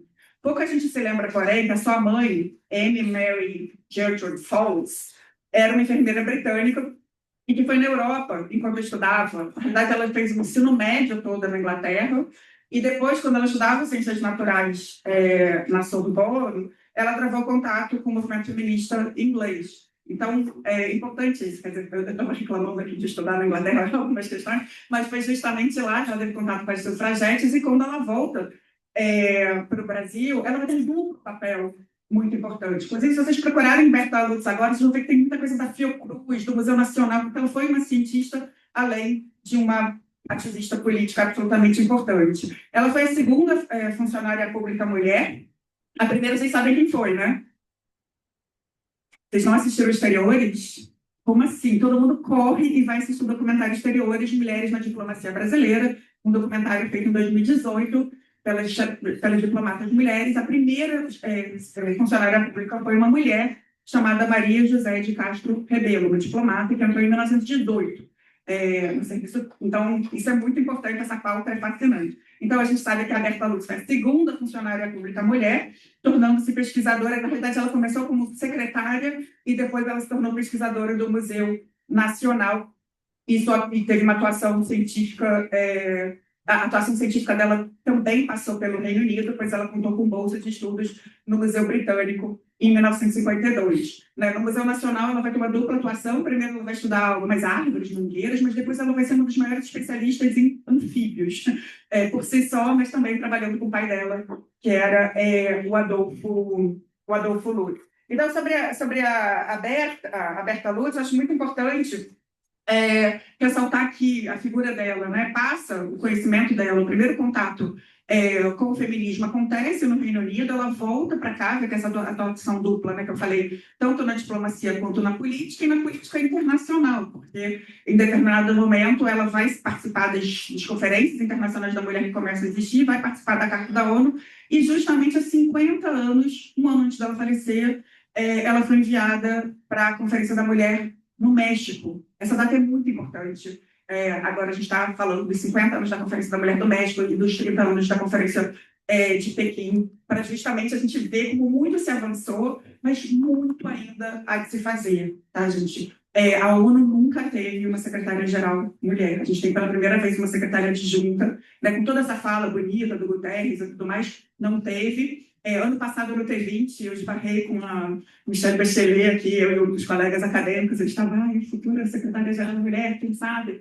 Está muito complicado, né? Mas o mundo nunca teve, a ONU nunca teve uma secretária-geral mulher, o Itamaraty nunca teve uma chanceler mulher, junto com o Uruguai, o único país da América Latina que nunca teve uma secretária-geral mulher. Há avanços, a gente tem a primeira, nunca teve uma chanceler, né? A gente tem uma secretária-geral, que é a Maria Laura da Rocha, a embaixadora dos Estados Unidos é uma mulher, né? Maria Luísa Viotti, tem esse cargo importantíssimo da embaixadora Vanessa Dulce de Faria, né? Que é representante para outros estudos, para outros temas de gênero, eu não sei exatamente o nome, tem o Fabrício também, Faria, o nome do Fabrício, que é para a diversidade. Muito se avançou, tá? Mas nunca teve uma chanceler mulher e nunca teve em Londres, como eu falei, uma embaixadora mulher. O atual embaixador lá é o ministro Patriota, já foi chanceler. Agora, o Reino Unido tem uma embaixadora aqui, né? A Stephanie Elka, que é a primeira. Então, assim, só para a gente falar dessas questões, né, de trazer aqui a Berta Lutz, é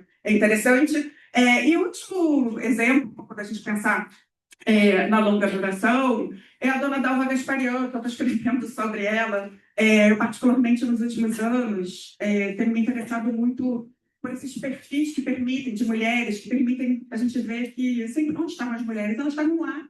É só a gente olhar. Né? Tive a honra de escrever, aí, com revisão do João Daniel, um perfil da Miriam Leonardo Pereira, mãe da Renata Sorrá, que não é minha parente, minha vida toda. Eu tive que responder a pergunta: o que você é da Renata Sorrá, com esse sobrenome? Falava prima distante, até que, na realidade, eu descobri que a mãe da Renata Sorrá, a Miriam Leonardo Pereira, foi diplomata. Ela entrou no Itamaraty em 34, no mesmo concurso que o Guimarães Rosa. Estava fazendo uma carreira incrível, até que em 38 ela conheceu um refugiado judeu chamado Peter Zokachevsky. Ela ajuda a resgatar a família dele e acaba querendo se casar. Vocês sabem que Itamaraty precisa de autorização do presidente para casar com o estrangeiro.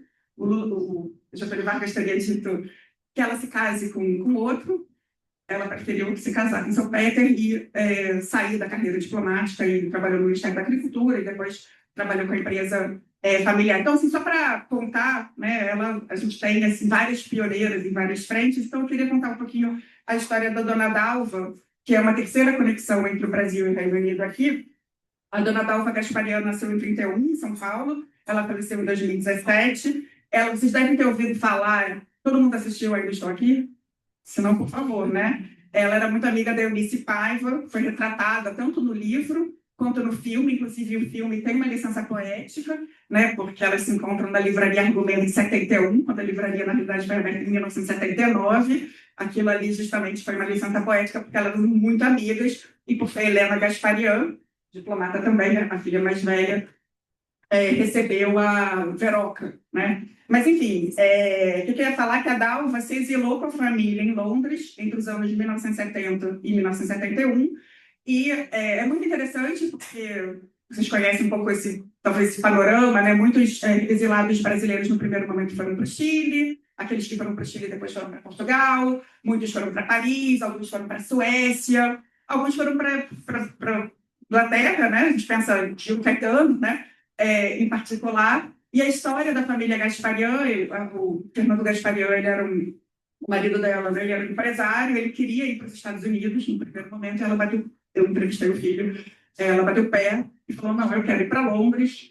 E aí, enfim, tem várias questões que depois a gente pode discutir, e eles passaram esses 2 anos de exílio em Londres, encontraram Chico, encontraram Caetano, estavam lá na Copa de 70, tem várias histórias, mas ela conta que ela ficou muito impressionada com as livrarias britânicas, que era quase que um espaço cultural, né? E justamente quando ela volta para o Brasil, ela vai fazer faculdade aqui, na PUC, ela vai fazer sociologia nos anos 70, que era quando todas as mulheres do feminismo estavam aqui, né? Branca Moreira Alves, a Jaqueline Pitangui, certamente ela deve ter travado um pouco o contato com aquilo. E em 79, o Fernando Gasparian, que era dono da livraria editora Paz e Terra, estava tendo muita dificuldade em achar livraria para vender os livros da Paz e Terra, ainda era época da ditadura. E ele dá a ideia para a Dalva abrir uma livraria, e, de fato, ela abriu essa livraria. E ela conta, eu estou agora pesquisando nos jornais, que ela se inspirou muito naquelas livrarias ali da época que ela viu na Inglaterra. Imagino que vocês conheçam, se não, visitem a Livraria Argumento. Eu tenho falado muito sobre ela, porque a gente está no ano do Rio, né? O Rio é a capital mundial do livro. A gente está aí, o que é o Rio de Janeiro, né? Na fila do Banco Internacional. A gente ainda, né? Teve ano passado o G20, vai ter BRICS, né? Tem vários eventos. E temos Bienal agora começando, justamente festejando a capital mundial do livro. E a Livraria Argumento faz parte dessa história, em grande medida, um projeto de uma mulher que se inspirou na experiência que ela viu no Reino Unido. Então, enfim, é um grande ensaio que eu estou compartilhando com vocês, com 3 mulheres, entre outras tantas, mas a Maria Graham, ela foi testemunha política ela foi testemunha política britânica da nossa independência, no contexto do início das relações entre o Brasil e o Reino Unido. E a gente sabe, né, que o reconhecimento da nossa independência pelo Reino Unido foi a chancela, de fato, né, para ser entendida na sociedade internacional de então. A Berta Lutz era filha de uma britânica que se inspirou no movimento feminista britânico e ajudou a disseminar esse movimento feminista e dar cores brasileiras na luta, que infelizmente ainda é árdua, ainda é muito árdua. E a dona Dalva era parte de uma família que decidiu resistir à ditadura através da cultura e da informação. Isso é muito interessante. O Fernando Gasparian, quando ele estava em Londres, né, ele percebe que ele não pode mais ser empresário, e quando ele volta para o Brasil, ele e alguns colegas, né, ele vai ter a editora Paz e Terra, o jornal Opinião, a revista Argumento, que depois vai dar origem à livraria. Então, acho muito importante, às vezes a gente passa ali e não se dá conta de que é um espaço, né, de resistência e que está resistindo hoje. As pessoas vão na livraria, veem o preço do livro, compram online, né? Então, é um espaço que tem que se reinventar. Eu mesma tenho dado aulas, o Miguel, meu aluno lá, né? A gente faz lançamentos de livro, contação de história, né? Ir à livraria é um espaço também, hoje, né, de resistência ainda, né? Desde 79, nesse caso, né? Então, o que eu coloquei aqui, e a dona Dalva era parte de uma família que decidiu resistir à ditadura através da cultura e da informação. E a livraria que fundou, inspirada no que viu quando exilada em Londres, resiste em tempos em que o Rio é a capital mundial do livro. Eu já me repeti. Então, é isso, é um grande ensaio aqui que eu estou propondo. Obviamente, a gente vai achar outras mulheres, inclusive, a gente pode fazer um wiki-texto, né? Um texto coletivo, caso vocês achem outras, né? Mas a gente tem 3 momentos. No momento da independência, uma mulher foi a testemunha, talvez a mais importante testemunha, que registrou ali essa fase da independência brasileira. E é muito interessante que a Mérida Priori ressalta que ela mostra um grande improviso que existia, né? Enfim, então, é uma fonte fidedigna. A Berta Lutz, né, é na Inglaterra que ela vai travar contato com esse movimento feminista que está aí. Tem alguns que falam que é a 4ª onda, tem gente que acha que não tem que usar essa questão de onda, mas é uma luta que, né, enfim, a gente vê cada vez mais pessoas desqualificando, mas que é importante porque é uma questão de democracia, de direitos humanos, né, enfim, não é, na minha avaliação, né, eu me tornei feminista trabalhando para o Exército Brasileiro, né, eu era PSL, na escola de comando do Estado Maior do Exército, tinha que andar 3 quilômetros até o banheiro. Às vezes era a única, com 500 pessoas na plateia me questionando. Eu confesso que ele foi o meu aha moment, né? E é muito, enfim, é uma luta que a gente tem em todas as frentes, inclusive na acadêmica. E a questão da dona Dalva, para mim, é interessante, porque o Reino Unido tem estudos que mostram, né, que houve, inclusive, conluio e articulação entre a ditadura, né, de aprender técnicas de tortura, né, coisas que eles faziam na Irlanda, depois vão trazer para cá, tem uma pessoal de defesa que estuda isso, mas foi também um lugar de asilo, né, para exilados importantes, né, o João Daniel já trouxe aqui da Tropicália, né, mas também dessa família que ficou famosa, né, ganhou mais projeção agora por conta da relação umbilical que os Paiva e os Gasparian tinham, mas é uma família que merece mais atenção. O meu último evento aqui foi sobre 110 anos do genocídio armênio, né, justamente aqui com o Heitor, que é meu amigão, parceiro de Japão, que é a maior autoridade de genocídio armênio. Os Gasparian eram armênios, então tem uma outra história a ser contada, mas também é interessante isso, né, desses imigrantes que se inseriram no tecido social e deixaram marcas importantes na nossa cultura, e sobretudo nesse Rio que está aí buscando qual é o seu papel internacional, e é um lugar ainda importante de cultura. As novelas do Manuel Carlos também, né, que foram gravadas lá, e quando morava na Turquia. Eu nunca fui noveleira, gente, mas assim, eu assisti aquela Laços de Família, não é? Sobre uma coisa de engenhos lá. Era matar saudade no Brasil através das novelas. Tem outros papéis. Mas, enfim, eu acho que é isso. Não sei se os colegas querem acrescentar, e queria agradecer aí pelo convite. Valeu.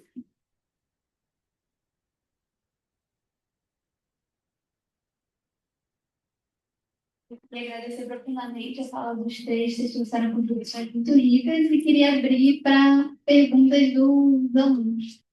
Se eu puder começar. Podem coletar as três e depois.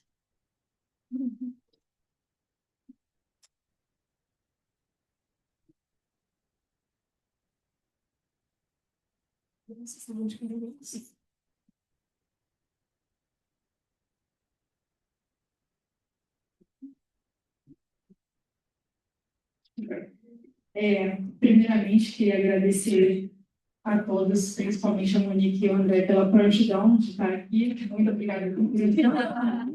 Você já estava avisada há 2 meses. Você está Mas eles são assim, obrigada. A gente está ansioso para te ver de novo, Monique. Eu queria recapitular um pouco a fala do João Daniel e também do Scalesi no primeiro dia, quando a gente falou que o Brasil e o Reino Unido alternaram, né, durante esses 200 anos, entre momentos de proximidade e de distanciamento. Eu queria aproveitar para saber, se possível, a opinião de todos. O que vocês acham que sustenta essa parceria a longo prazo, além dos interesses estratégicos imediatos que a gente pensa? Se existe um capital simbólico ou um imaginário compartilhado que ainda influencia as decisões diplomáticas entre os 2 países nos dias de hoje. Obrigada.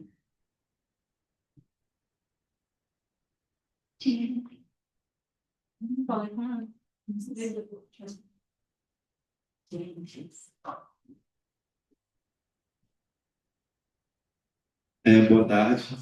Eu gostaria de fazer, antes da minha pergunta, um primeiro comentário em relação ao que a Monique falou. No filme Ainda Estou Aqui, pois a cena que aparece livre de argumento é mais do que uma licença poética, é uma dupla licença poética, porque não somente a livraria ainda não existia, mas como tem um pequeno trecho no filme onde aparece a fachada da livraria, e quando a livraria foi inaugurada, ela não era ali, ela era um pouquinho mais à frente, onde fica hoje em dia, do lado do celeiro.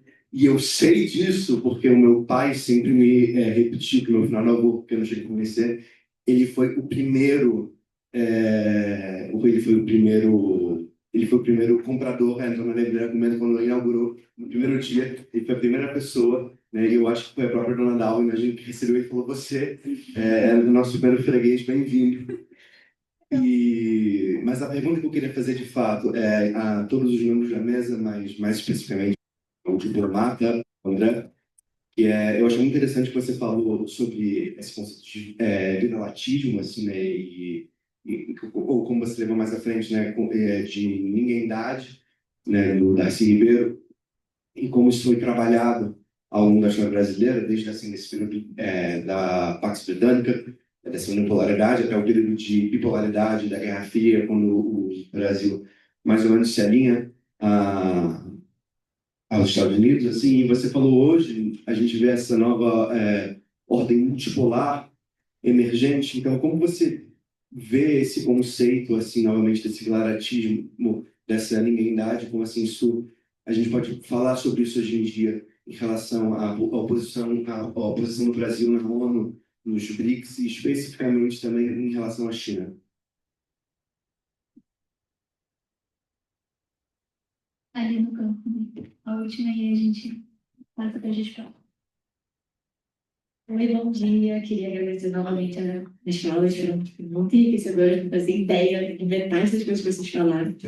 Mas pensando nessa relação agora Brasil-Reino Unido para o futuro, eu acho que é impossível a gente não falar de COP. O André trouxe um pouco isso na fala dele. E eu queria perguntar um pouco mais, porque o Lula tem trazendo muito isso das responsabilidades comuns, porém distintas, e justamente esse esvaziamento, né, a parte dos Estados Unidos se fazer essa discussão importante. E a gente também tem visto muito o governo pontuando o financiamento climático, uma pauta muito importante para a COP, e eu acho que o Reino Unido desempenha um papel importante nisso, né, como país do norte global. E também perguntar, né, como é que tipo, vocês veem esse desenrolar dessa relação, acho que esteve comigo também, principalmente também, encaminhando mais para Monique, que a declaração de Belém agora inclui como um dos princípios de igualdade de gênero. Eu queria saber como você enxerga que talvez essa parceria, né, essas histórias como as mulheres britânicas ajudaram a construir a história do Brasil também e vice-versa, como a gente pode pensar nessa relação agora, principalmente em relação à questão climática. Muito obrigada. Sim. Posso começar aqui? Eu vou responder a pergunta aí, não? Vou deixar para os meus colegas responderem as outras, para não ficar vergonhoso da minha ignorância a respeito desse tema. Você fez uma pergunta a respeito de um imaginário comum que teria sustentado durante 200 anos essa relação Brasil com a Inglaterra, que estaria presente talvez ainda hoje. E, de fato, existem países com os quais a relação bilateral ela parece ter um zeitgeist mesmo, uma coisa assim. Brasil e Argentina, Brasil e Portugal, Brasil e Estados Unidos. Será que a Inglaterra tem também, né, essa característica mais geral? Seria uma maneira interessante de pensar se há efetivamente uma amizade, uma relação mais próxima, um vínculo mais significativo. Como a Inglaterra foi o nosso sol, o nosso horizonte, o nosso modelo político, né, da ideia do parlamentarismo às avessas, a ideia de parlamento, nosso modelo em relação a vários aspectos. O André mencionou o utilitarismo, né, do Bentham, do John Stuart Mill. Então, esses intelectuais eles tiveram um impacto, né, forte e significativo. O Adam Smith, né, ele escreve, menos de 30 anos depois, Dom João VI está aplicando isso na abertura dos portos aqui, com o José da Silva Lisboa, e talvez um dos primeiros professores de economia, que vai publicar na recém-criada imprensa régia. Então, a influência cultural e intelectual dos ingleses ela é decisiva e acho que ainda não desapareceu. Ainda hoje a gente lê autores ingleses, né, na universidade, a gente tem aqui no curso de Relações Internacionais a escola inglesa, né? A gente discute, né, não apenas no campo das relações internacionais, mas no campo da história. Né? Eu me lembro de ter lido autores ingleses, o Thompson, o Hobsbawm, né, e vários outros. Então, eu vejo que, de fato, essa ideia ela é uma coisa que é sustentada. Ela, claro, é criada, como tudo na história, existe uma invenção de tradições, mas no caso dos ingleses, eu acho que é talvez um fio que ainda sustenta um tecido que era muito, muito mais grosso e que foi se esfarrapando ao longo do século XX, como o André bem mencionou, né, sobretudo depois da guerra. E aí ficaram ainda, né, algumas coisas desse esgarçamento que diminuiu do ponto de vista das relações econômicas, das relações comerciais, né, ou mesmo das relações políticas, na medida que a Inglaterra foi perdendo espaço e o Brasil foi se direcionando cada vez mais para os Estados Unidos, e hoje em dia cada vez mais para a China. Mas no caso da Inglaterra, e não é por acaso que a gente está aqui comemorando isso e falando sobre os 200 anos, há aspectos que transcendem a esses elementos, que são os elementos mais hard power, e em relação à influência cultural, à influência cinematográfica, à influência musical, à influência artística, o futebol, né, coisas que o Scalesi falou na primeira mesa. Então, me parece que sim, a Inglaterra ainda é muito importante, ainda é um exemplo, ainda serve como modelo, e eu quero acreditar, né, e aí tenho certeza absoluta que, respondendo à segunda pergunta do Miguel, vocês vão falar mais sobre isso também. Quero acreditar que também nós somos capazes, e cada vez mais capazes agora, de compensar um pouco essa simetria. É interessante essa sua pergunta, porque eu estou terminando de ler um livro de ficção científica que alguém aqui da PUC me recomendou, e agora não me lembro quem foi. Um livro de ficção científica japonesa, chinesa, perdão, uma autora que talvez vocês devam conhecer, né? Porque vocês são super antenados e tal, e amam alguma coisa. Escreveu um livro chamado Babel. Conhece? Ela recria a Universidade de Oxford no século XIX, baseado num mundo ficcional que seria a Inglaterra imperialista no século XIX, né? André, eu sei que gosta dessas coisas, né? Que ele é um escritor também, um literato e tal. Super interessante, né? Eu estou lendo com a minha filha de noite. Ela pede para papai, quando você vai ler o próximo capítulo do Babel? Quero saber e tal. E essa torre de Babel é uma torre onde tem os institutos dos tradutores. E os ingleses lá no século XIX, início do reinado da Rainha Vitória, estariam buscando tradutores de diversas partes do mundo, chineses, indianos, etc., porque controlar todas as línguas do mundo é um instrumento do poder e do imperialismo. É um livro decolonial, é um livro anti-imperialista, é um livro que desafia o Império Britânico, em determinado momento eles se revoltam contra o Império Britânico e tentam, né, destruir o imperialismo de dentro. Né? Então é uma ficção contrafactual no século XIX, então é uma ficção científica histórica ao mesmo tempo. Muito interessante, eu achei interessante. Ela foi escrita no século XIX? Não. É um livro recente escrito por uma autora chinesa, contemporânea, mas que conhece profundamente Oxford, estudou a história de Oxford, ela bota os mapas de Oxford e tal, e inventa esse centro de tradução do século XIX. Fica aí a dica literária para vocês, mas que é um movimento contra-hegemônico dentro das potências. Né? Em alguma medida, a gente pode fazer isso, né? Também, diante da pergunta, né, do viralatismo, essa grande bobagem. Né? Você falou do Rio de Janeiro, fiquei muito contente, tá? Apesar de você ser de Niterói, né, defendendo a centralidade. Mas é mais, realmente. André. Vamos lá. Eu queria só fazer um parênteses aqui na sua fala, dizer que, coincidentemente, a minha tese de mestrado é sobre o feminismo subsaariano. A gente pode conversar depois, que eu acho muito interessante. Acho que no debate eu sinto um pouco a falta eu sinto falta mesmo da discussão sobre o feminismo africano, que é muito interessante, é muito forte, né? O papel central da mulher, né, africana ao longo dos séculos, né, é muito mais central do que a mulher branca europeia, que praticamente tem só 100 e poucos anos, e as homens que se criaram até aí, e ela já tem uma condição milenar, né, como nos papéis religiosos, políticos, enfim, muito interessante.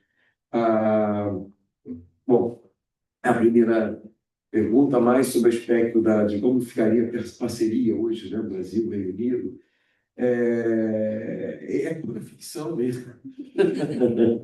Porque eu estou se reinventando nesse mundo que também está se reinventando, está acontecendo online mais do que nunca, e esses países se reconfigurando. O Reino Unido parece mais perdido do que o Brasil. Na minha análise minha, bem à distância, mais perdido do Brasil, para esse novo mundo que está se desenhando. Porque esse movimento do Brexit faz muito sentido. E você imaginar que é o mesmo país de Ricardo, né, de Adam Smith, né, de Keynes, o que houve ali, né?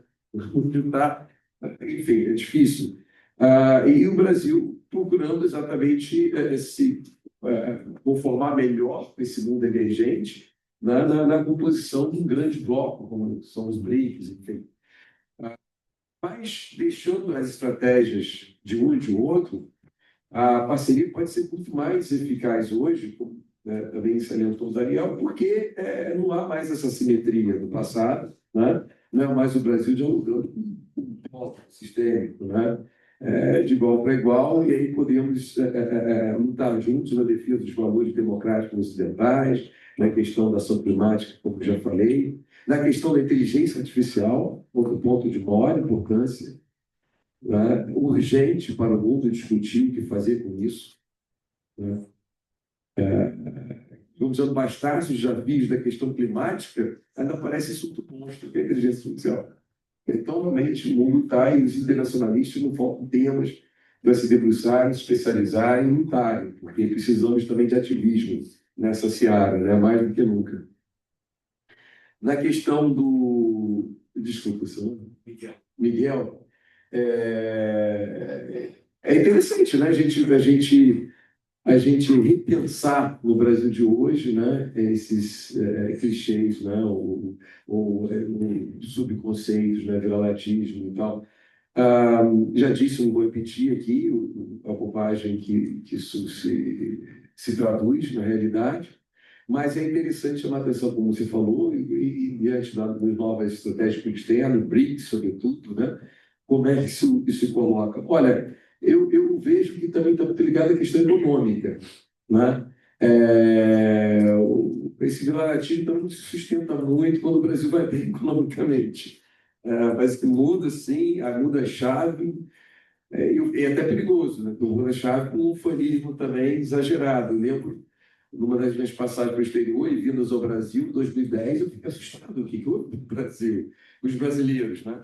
Em 2010, porque estavam vivendo ali um momento de bastante otimismo com a nossa economia, e o mundo via o Brasil como, né, dessa vez vai, o futuro finalmente chegou ao país do futuro, né? Lembro a capa da Time, né?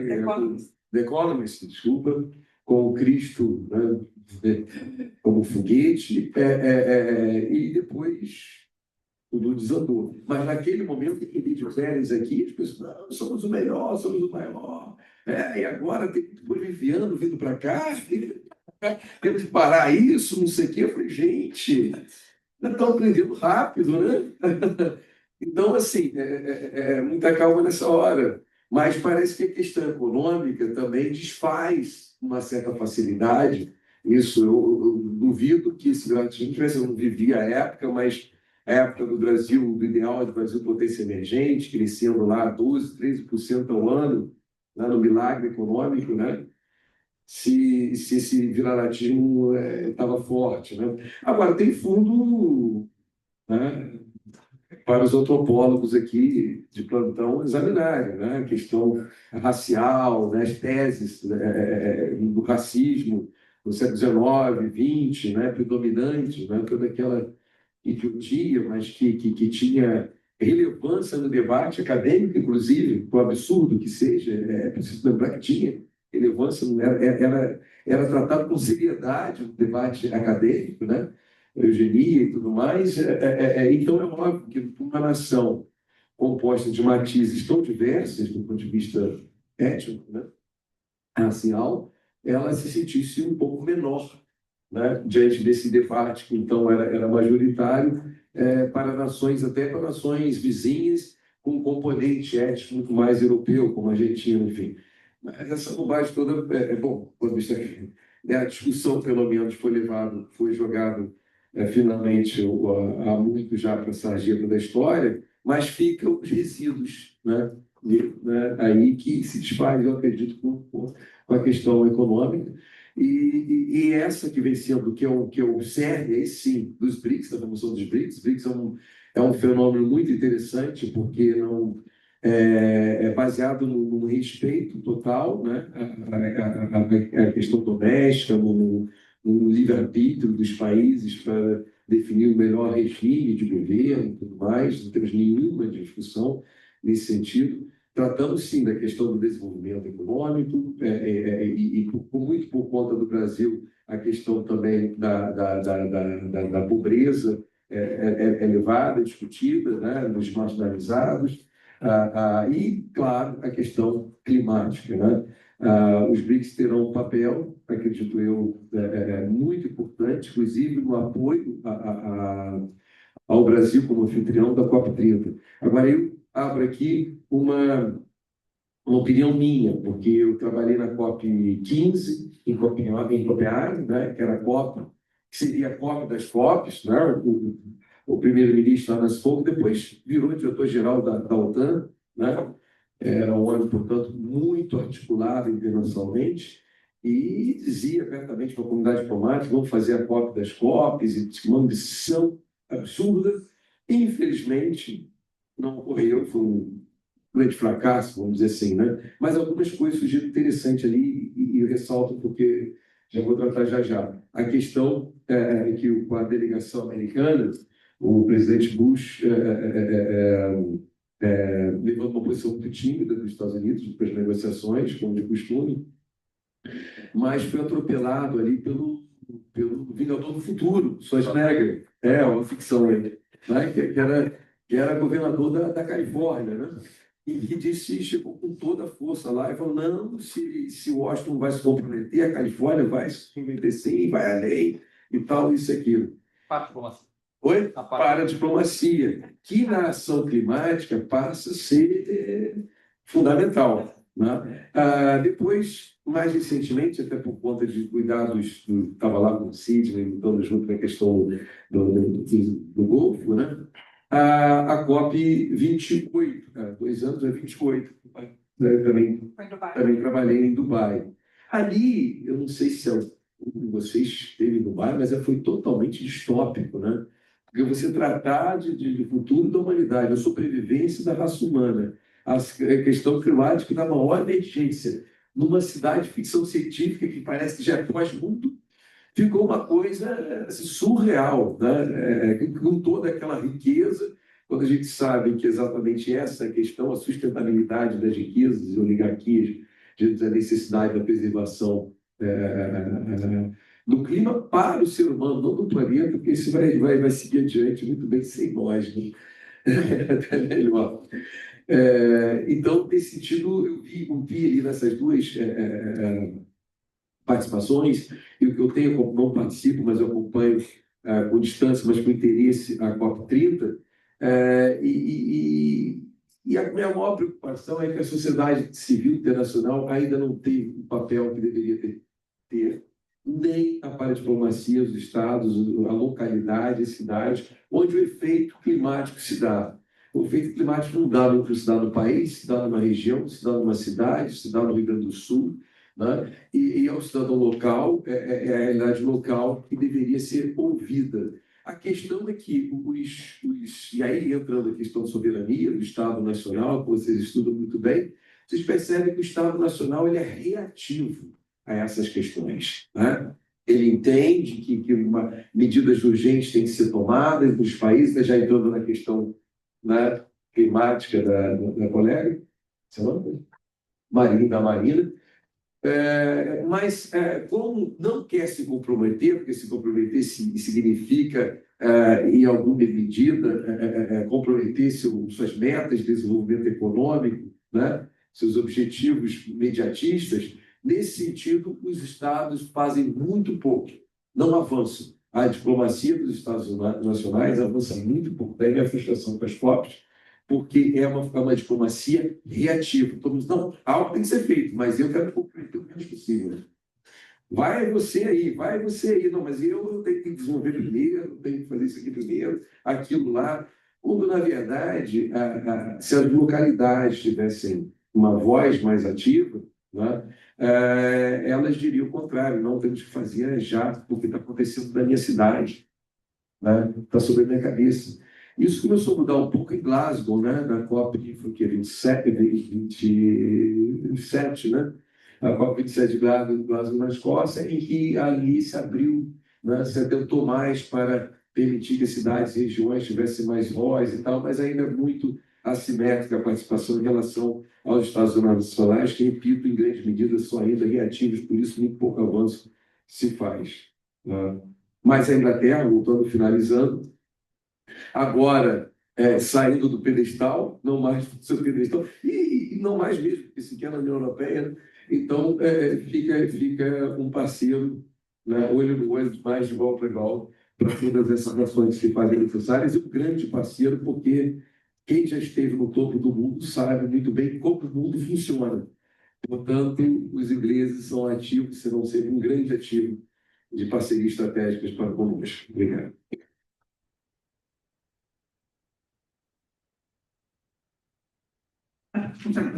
Eu acho que a sua questão, Ainara, né, já foi contemplada, né? Enfim, Miguel também. Eu vou focar um pouquinho na fala da Marina, e talvez eu seja um anticlímax, desculpa, Marina.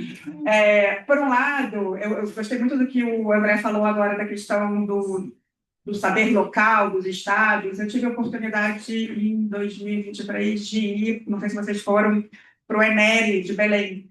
Foi o primeiro ENERE da Amazônia. Fui dar uma aula, foi muito legal, que era um pouco sobre o Oriente Médio potente, né, logo antes da desgraça, né, piorar ainda mais.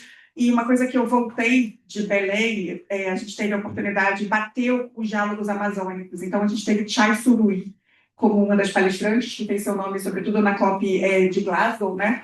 E também umas meninas do movimento chamado COJovem, que eu recomendo muito que vocês conheçam. E o que ficou muito claro para mim, quando a gente pensa a questão climáticas, questões das COPs, e tem que olhar o local, sobretudo quando a gente pensa na Amazônia. Eu voltei com o lema Amazônia pelos amazônicas. Eu tenho vários alunos lá no IDP em Brasília que são da Amazônia e falam, professora, que bom.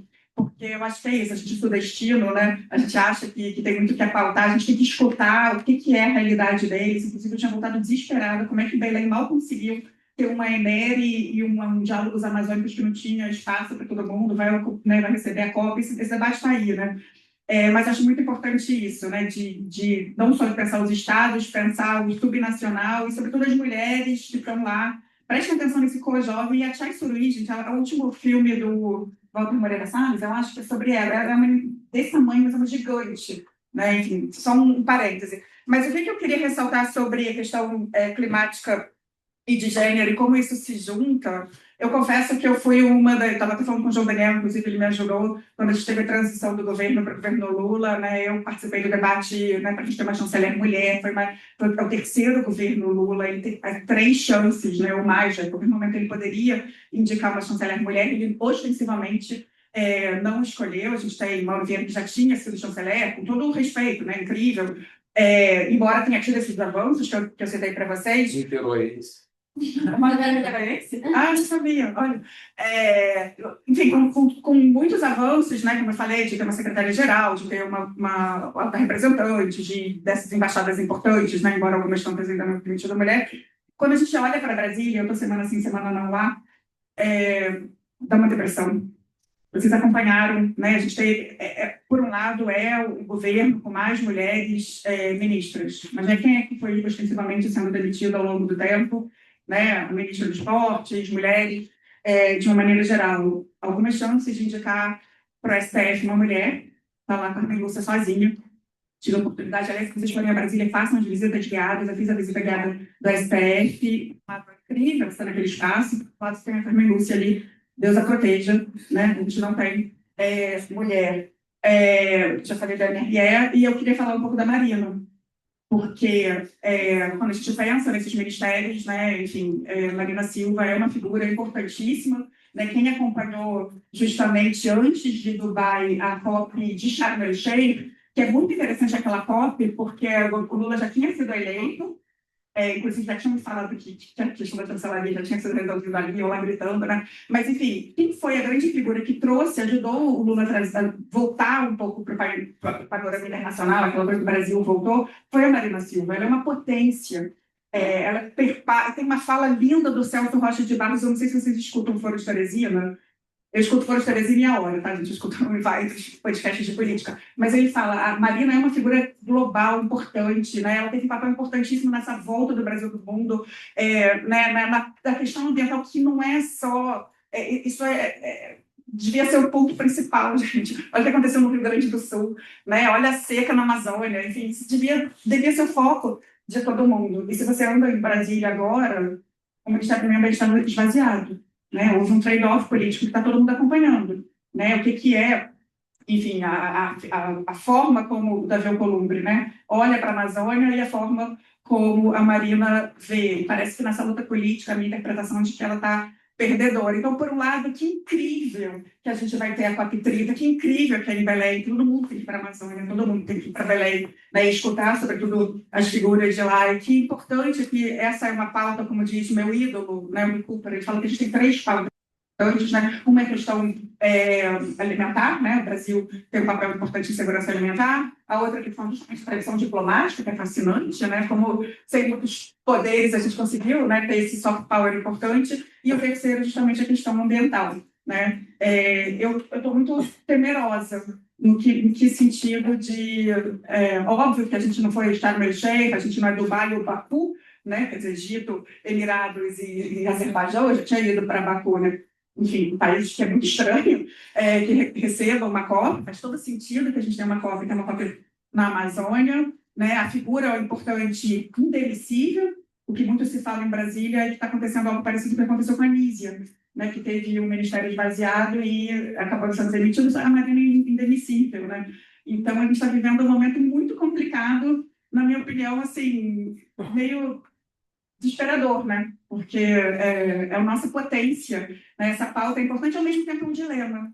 Esse é o grande dilema: como se desenvolver, quem é que vai pagar, né, em que medida os estados da Amazônia, né, precisam de desenvolvimento que talvez venha disso, não tem uma resposta fechada, né? Mas o meu anticlímax aqui, Marina, sinto muito, de que, enfim, eu estou com medo de ser mais fala do que conteúdo, e eu acho que vocês são esperança aí da gente se posicionar e lutar aí um pouco por isso. Desculpa, eu expliquei.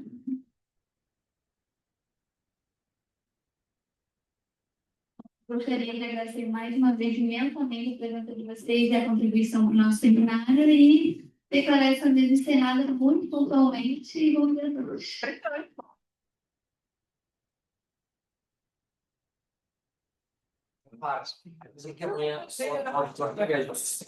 E lembrando que amanhã a palestra, o filme e a mesa vai ser no IAG, não aqui na RDC. No auditório realizado.